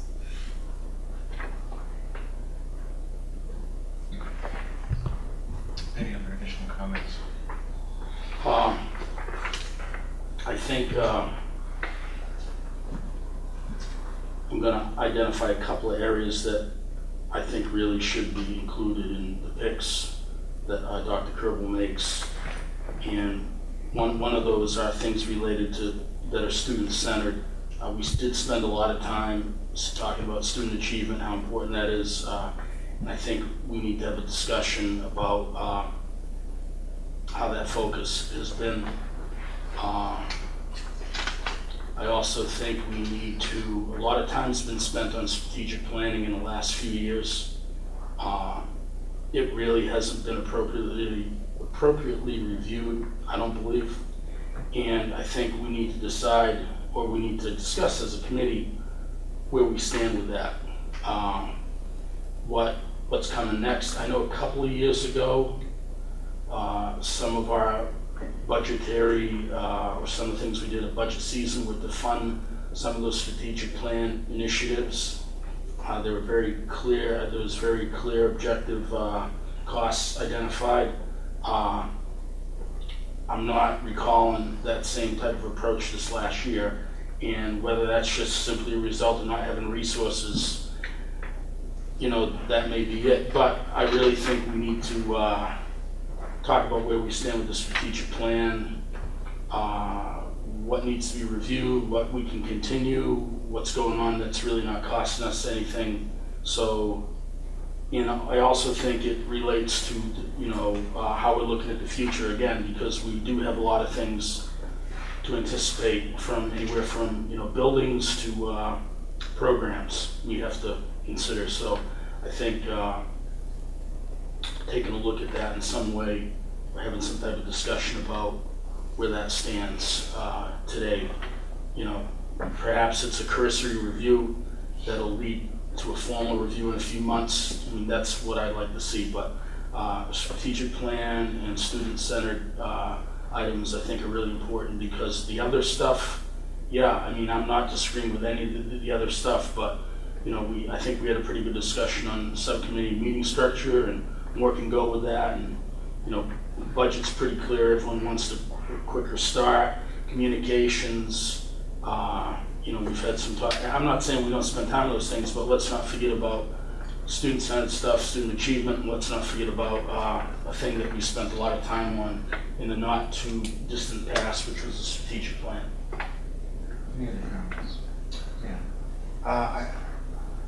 I'd just like to say that when I reflect on last year's retreat, I recall reviewing norms of interaction.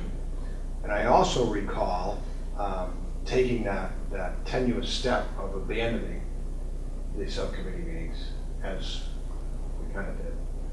Yet we embraced ad hoc committees, which I thought were pretty successful throughout the school year.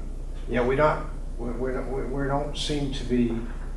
I would like to revisit a plan for ad hoc committees. I think we have been talking about community engagement here, and I did enjoy the community engagement in the ad hoc committee that I participated in, and I heard that theme resonate throughout a lot of the ad hoc committees,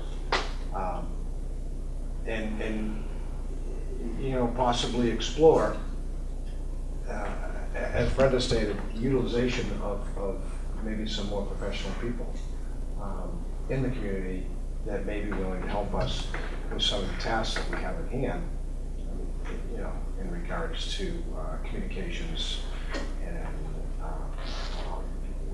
have pretty well-established building committee right now for the new buildings, but I just don't want to abandon the idea of ad hoc committees. I thought it was a real plus to this past year. And I guess we can reflect on that in our self-evaluation process also. But I just am kind of surprised not to see that mentioned anywhere. And actually, I know I didn't mention it. I didn't think about it. Any other comments?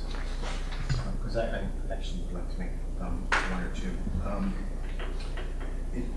One of the things I've been thinking about, and I did not send in to see what it looked like when these were gathered, was I wonder if it might not be helpful. I definitely want to revisit how we operate, the norms, that stuff. I think that's important. I think it would be appropriate and profoundly useful for me to have the superintendent, in effect, sort of keynote this event with almost like a state of the schools address. Been through a year, budget cycle, we've had an evaluation, your staff have had their evaluation, we've successfully negotiated contracts with the teachers, we have a new set of evaluation structures that are just being put into place. And I think it would be very interesting to me to have you talk about how all this ties together, how all this moves us towards a vision that you have for the future of where we're going. It would cover, I think, a number of the things that Steve has talked about that I'm very interested in hearing, a number of our student-centered initiatives, some of the data points that I think could be put together. And I think that might be a really useful, it certainly would, for me, be a really useful opportunity to say, where are we now? And how has that moved us along in terms of the strategic plan? How has that moved us along in terms of our engaging with the community? What does the future look like? How are the priorities that we set happening? And it's just a thought. I'm not suggesting to drive the retreat. But that I think would be really useful to me, and I agree with Nick that I think any one of these items can and will be gone over. I do want to hear. I would very much like to hear, as Stephanie suggested, your thoughts on how we can begin the budget process even earlier.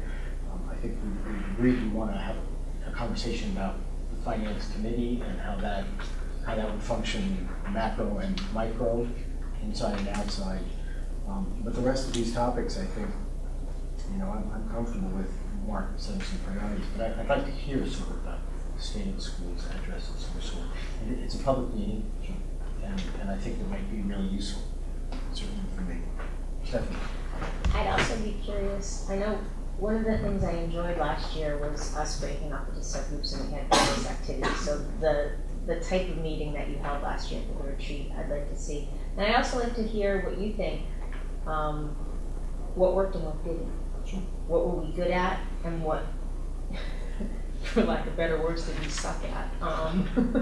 And for those of you it's summertime, maybe that woke people up. What was challenging? What was challenging? Thank you. But no one muted that. But maybe we can, maybe that type of some feedback from you would be helpful for us as a whole to kind of use that as a conversation point as well. As a team, because we did have strengths and we did have weaknesses, which we'll go into in the certainly part of our discussion.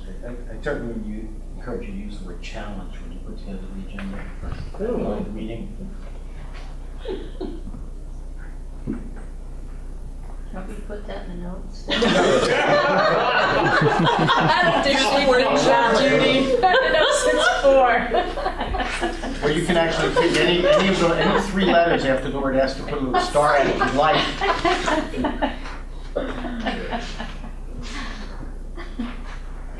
Do you have feedback that it's going to have? I'm good. Great. Thank you. We have a school committee meeting calendar that has been proposed.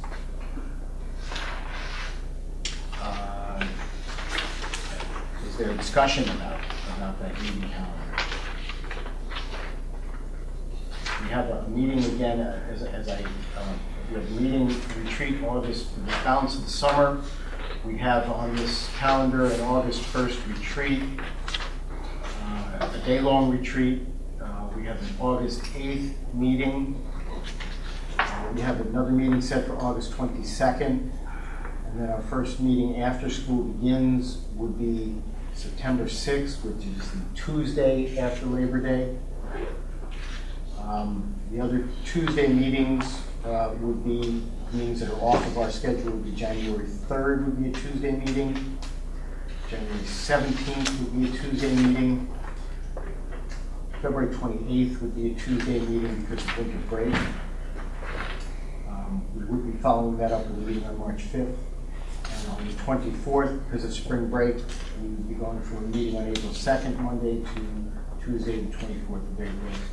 Our final meeting on this schedule is June 18th. However, I suspect that won't be the final meeting of the summer. Actually, it will be the final meeting of this spring. There are no summer meetings scheduled on this. We usually do that. Any comments or thoughts? Could you remind me again what the mayor's point was? The mayor's point is that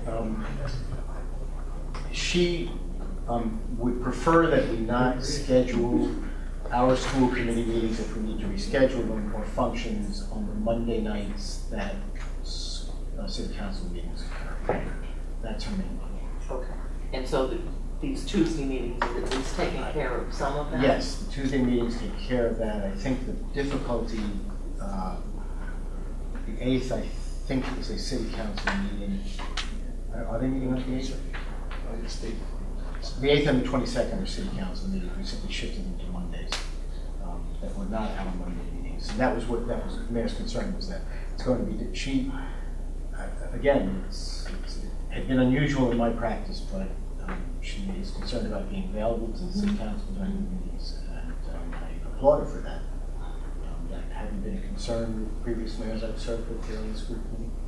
So these two dates are in conflict? They are in conflict, and I would also say, and I mentioned this to her, that it was a challenge to come up with those dates. That I could get them most of us here.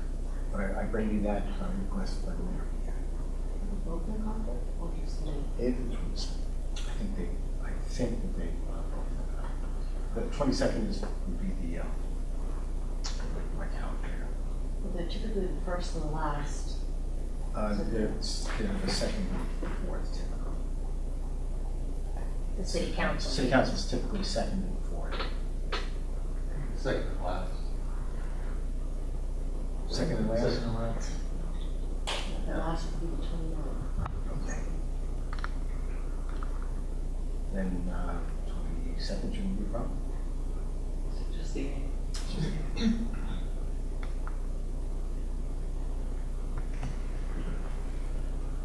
I'm just going to say we want to work on that, but. Right, you're not going to be there for the 8th or the 9th, right? No, that's my one week. Right. So, what is I it have no possible? problem with the 9th. I apparently have no problem with the 9th. And it's, You're not available for the 9th or the 8th? You're available for The the 8th. 8th I am. The 9th, that week after that.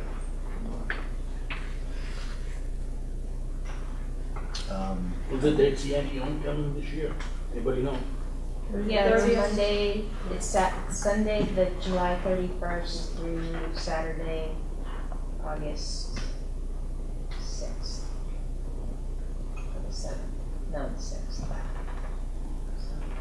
7th, yeah, the first on Sunday morning. And so, are you available any other day that week? Or?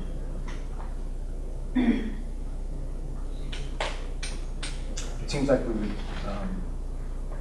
lose the superintendent if we don't meet on that Monday. Yeah, I will tell the mayor that we just tried and we'd have to move out to a different meeting, so. Okay. So We have a motion to approve this calendar as submitted. I have one question first. Is the 6th good for you guys? And I mean you and Deirdre. That's 6th. September 6th. It's a pretty, We've often met on the first day of school. you sure? I just want to check, because that's a real busy day and we'll know about the buses at that point. Well, that's what I'm saying. Is it better to maybe hold off until Thursday or something, since it's not on a Monday night? Does it have to be that Tuesday night or? Okay, I just wanted to get your feedback. We'll be excited for the first day. Yeah. Very excited.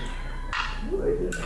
Absolutely. I move to approve the school committee calendar proposed by the central office. Second. Any further discussion? I would just ask if we approve this calendar, that it go up on the website as soon as possible.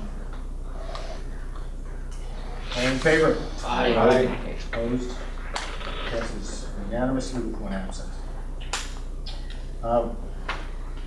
We have 10 minutes set aside for amendment MSBA updates. I suspect 10 minutes is not enough time, but we're best. Certainly. In your packet, I have sent you a memo, and that memo is dated June 5th. That memo should be dated July 5th. Forgive me.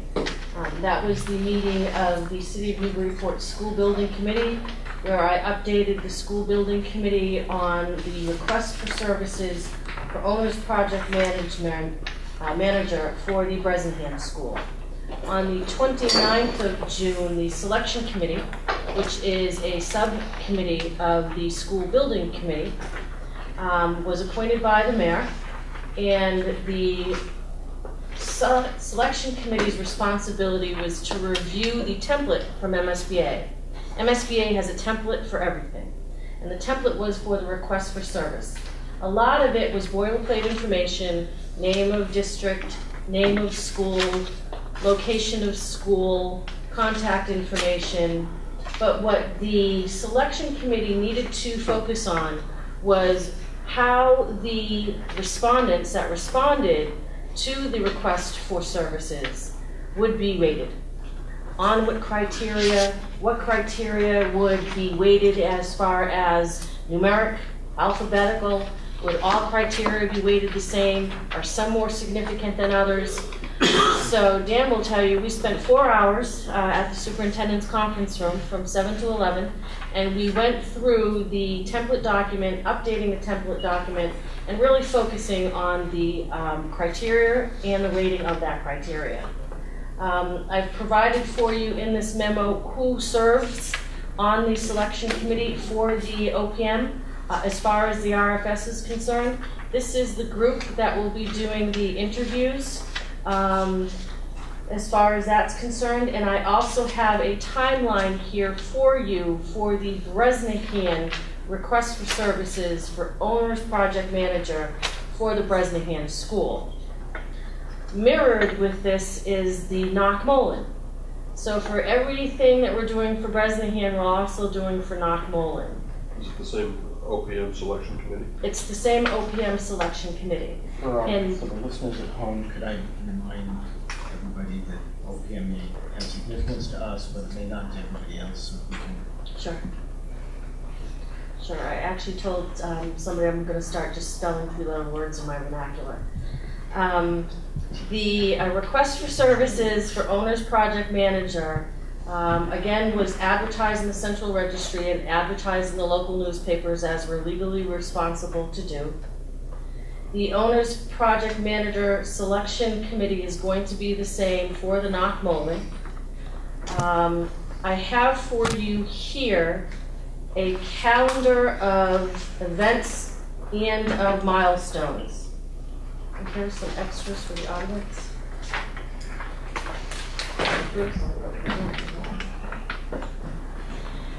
Now, one of the things that we did deliberately is we started with the Bresnahan's request for service for owner's project manager, advertised it in the central registry, and set up the selection committee review process. Then, 1 week out, we're doing the same exact thing for Knockmollen.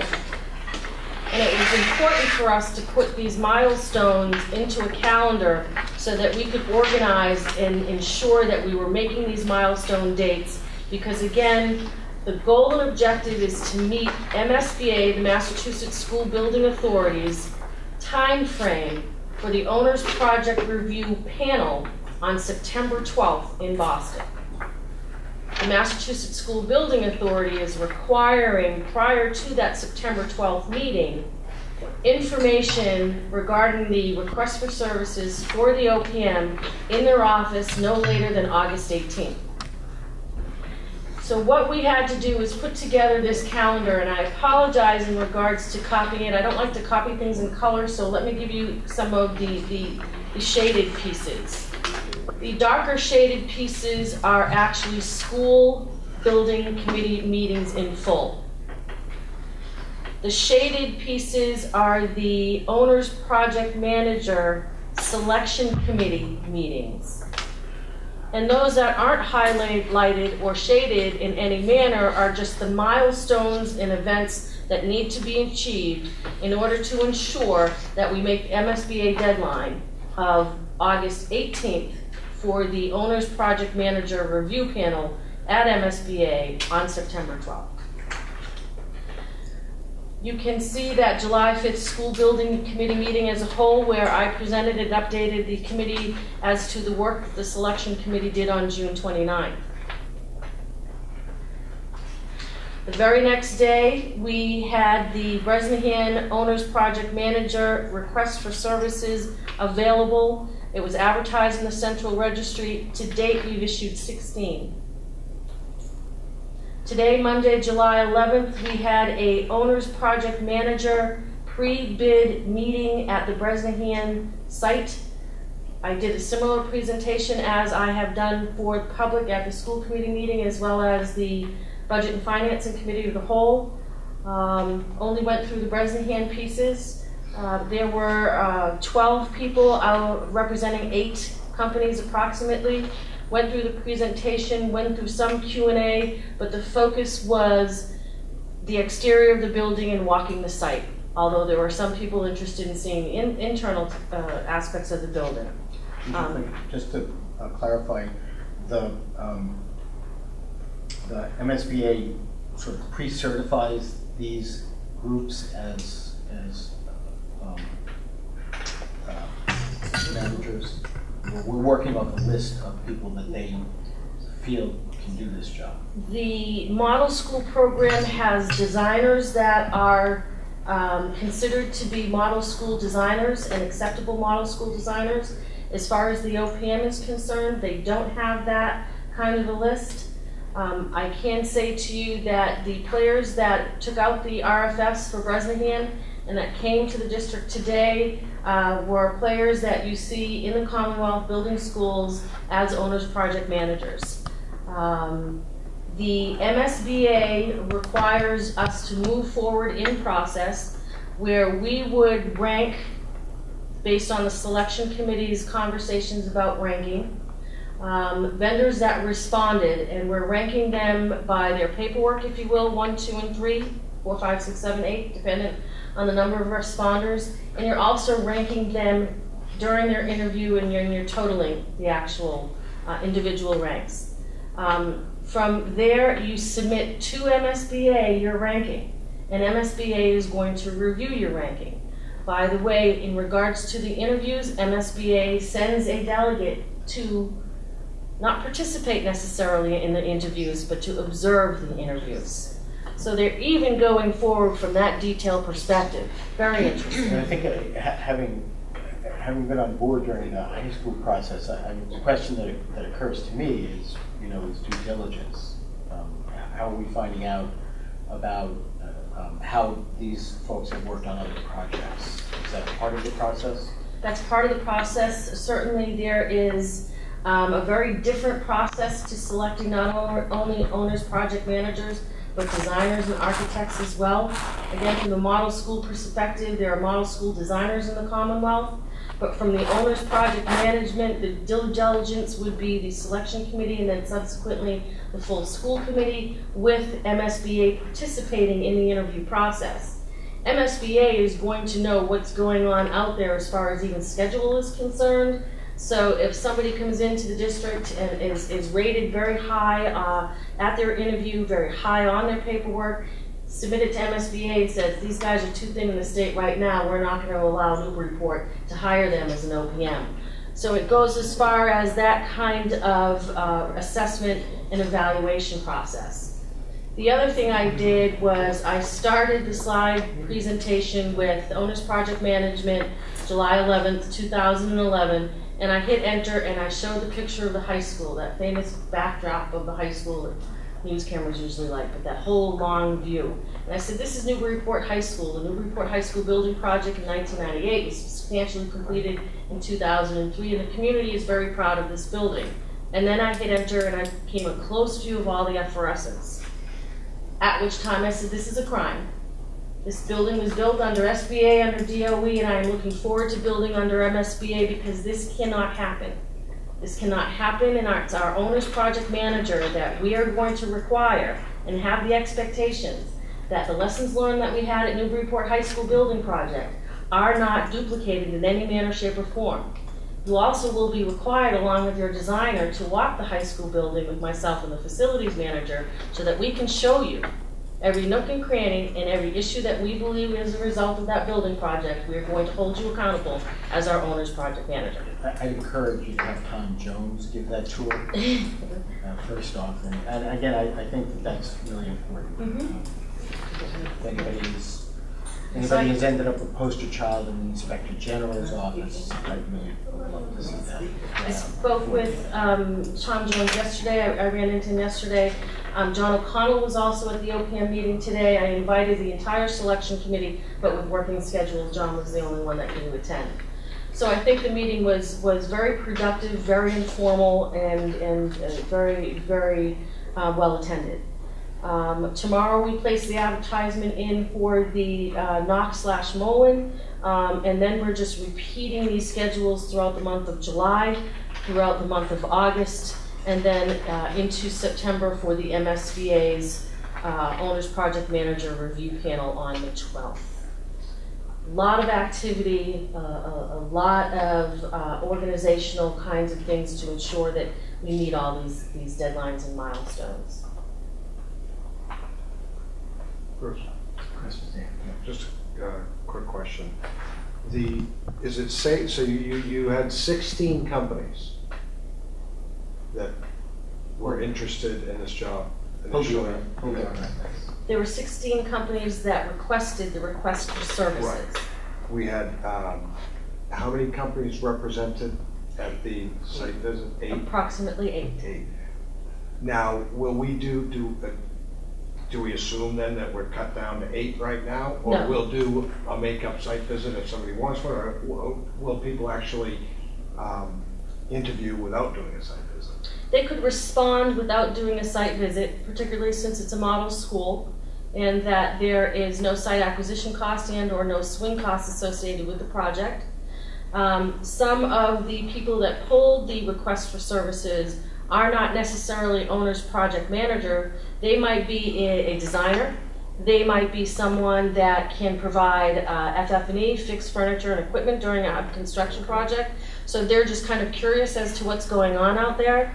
Some of them might be smaller firms that want to, when they get larger, to be able to respond to something like this. So I'd say out of the 16, 2/3 were potential owner's project manager respondents, but that we'll find that out when the responses come back. Those are due on July 20th. And then the very next night is when the selection committee is going to meet to review those. Thank you. You're welcome.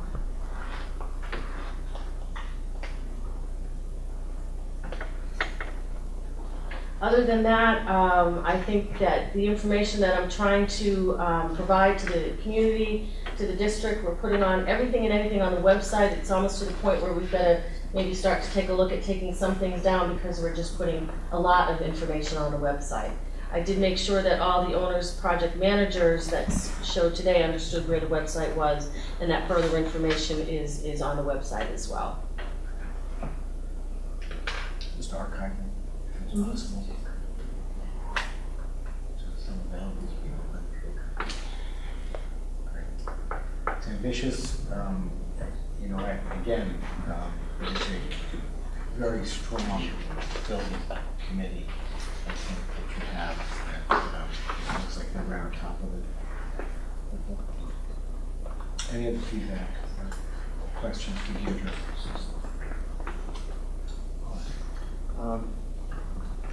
I spent a little time today when Deirdre was with the OPM candidates, and I just want to acknowledge Deirdre and Steve Bergholm, for leading this effort. And there's no doubt who's in charge when Deirdre was presenting. And when she gave the tour, she was able to explain in quite a bit of detail the project, some of the mistakes of the past, some of the nooks and crannies of the current Bresnahan, everything about the field inside and outside. A lot of detail. So you would be proud of Deirdre because kind of detail I definitely don't want to carry around with me. Okay, but with all those little notebooks you have, you could do it. Right, but it's this is Deirdre's forte, and so we're very fortunate to have someone like Deirdre, in this lead role. Any other feedback? Thank you. The next item on the agenda is the school committee self-evaluation process, which is moved forward in fits and starts over the past year. How would you like to proceed on this?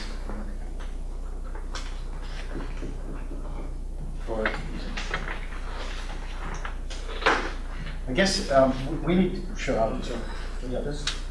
Yeah, we're on number 10. Sorry, Yeah, we are required to do an annual evaluation, and it's time for us to be doing that. We have used a variety of formats, and I can honestly say that I have not had a full chance to go over this particular item today in preparation for this. So I would ask Mark if you can speak to some of these items and then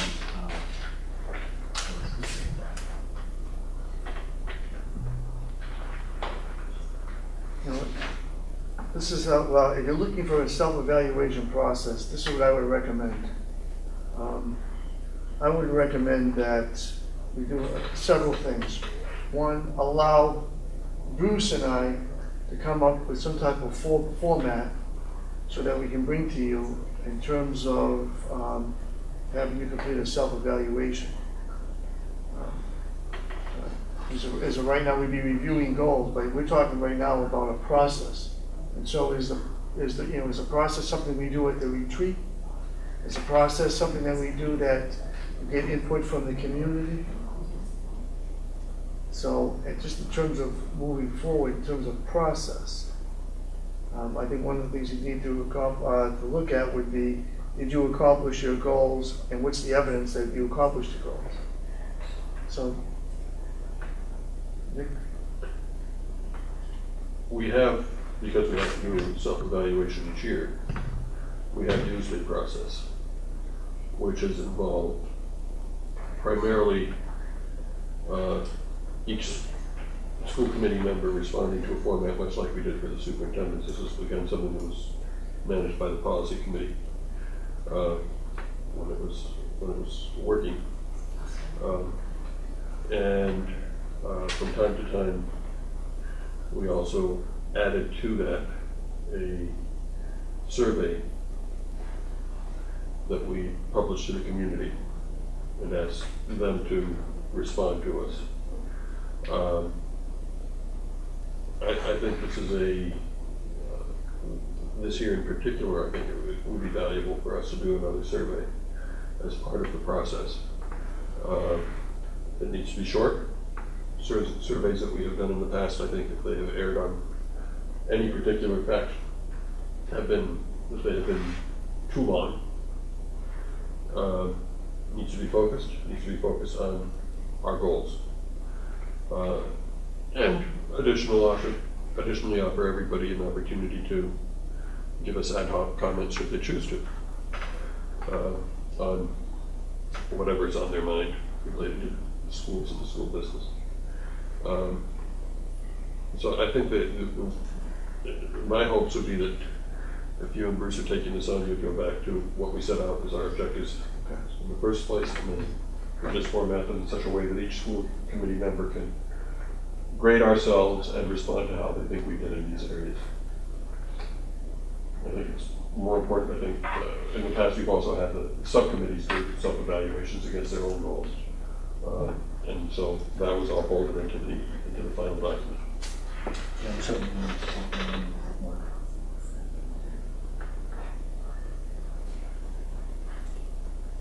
It's a good process. Additional comment or feedback?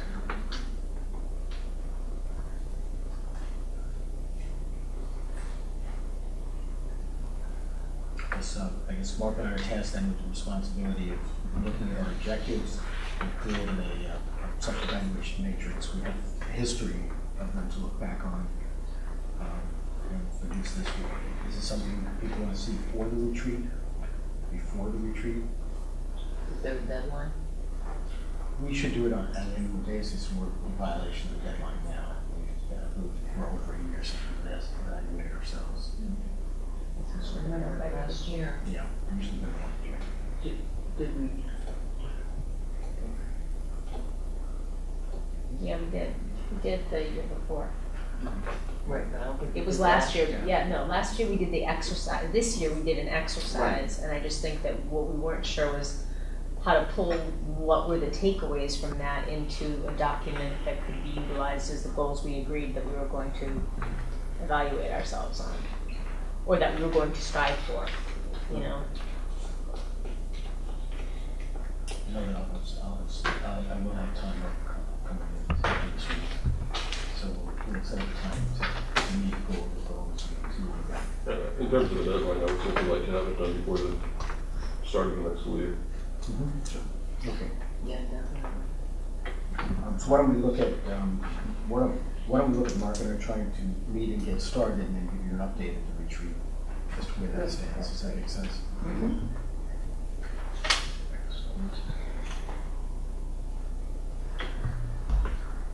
We're at our second period of public comment. Do you really want to hear it? Absolutely. Absolutely. You know, I have to go talk to my boss in a few minutes who's in Dallas, and he always says that you New Englanders are such curmudgeons. So, you know, I might have a point. But anyway, yeah, my comments are that you want to engage the public, and you have all these building committee meetings, and I'm assuming these are public meetings, correct me if I'm wrong? So they're not on their website anywhere. There's no times or dates for them. I'm assuming that they're posted in the city clerk's office, maybe? We've got the city clerk's office, and we've got the city website as well. But you know what? People would associate school building committee meetings with the schools. And they probably wouldn't think to go to the city website. So it might be an opportunity to put those on the website so that they are available with times and locations and in advance. And you know what would be really helpful?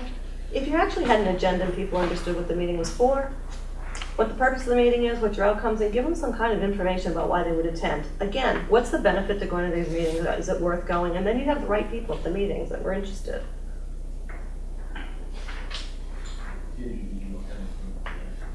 No, I actually looked on, have Kathy put them on the website, so. I would have to say that the times have yet to be determined. We know that we've got a deadline, that date to have that meeting, but with everyone's work schedule and everyone trying to get together and be cohesive, and I can't make Tuesday nights and you can't make Wednesday nights and you can only do Thursdays afternoon, we're still trying to mesh that and get that together. So those are more milestone dates as opposed to actual meetings that have been scheduled with the city clerk. It comes out of Donna's office, but I'll make sure that they're posted on the website, the school department's website as well. So it might be it's a 48-hour requirement, so that might be the closest you could get, depending on people's schedules. You schedule that fast? Yes. Within 2, okay. Yes, absolutely. It was important to us just to put down what do the next couple months look like for us and what do we need to have happening. how are we going to organize all of this? So that was the effort that the initial calendar was put in for, or the purpose. But some of these meetings have already happened. I just think, Yes. you know, And those every have been opportunity to posted. engage, I think you need to try to capitalize on. Additional comments? So I'd have to just agree with that. I've been a big proponent of this. If you want people to come, they need to know what's going on. The agenda, or I am in a newspaper, whatever. You know as well as I, there are a number of people in this community who are very concerned about the new school building, the MSBA. Perhaps if you put somewhere in print that you were going to be discussing it tonight, you might have had additional people here. I can't say that it would work, but you don't know what's going to be discussed. And that's a problem. This summer, fortunately, unfortunately, is a critical time for this MSBA project. People have a lot of concerns. You need to engage them by telling them the meeting is going to include a discussion of this. That's just a comment. I don't have anything much more to say. I've said that before.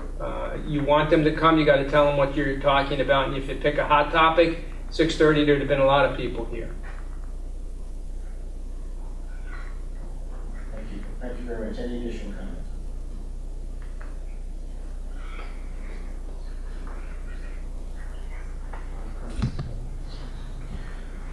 Thank you very much. We do have an executive session scheduled. I don't think it is going to be a lengthy one. It is for the purpose of contract negotiations. I move that the committee enter executive session for the purpose of contract negotiations. Second. We will have an adjournment. Second. It's kind of what we call a roll. Mr. Cole? Yes. Ms. Sweeney? Yes. Mr. Menon? Yes. Ms. Weaver? Yes. Mr. DeCanter? Yes. Mr. Keel? Yes.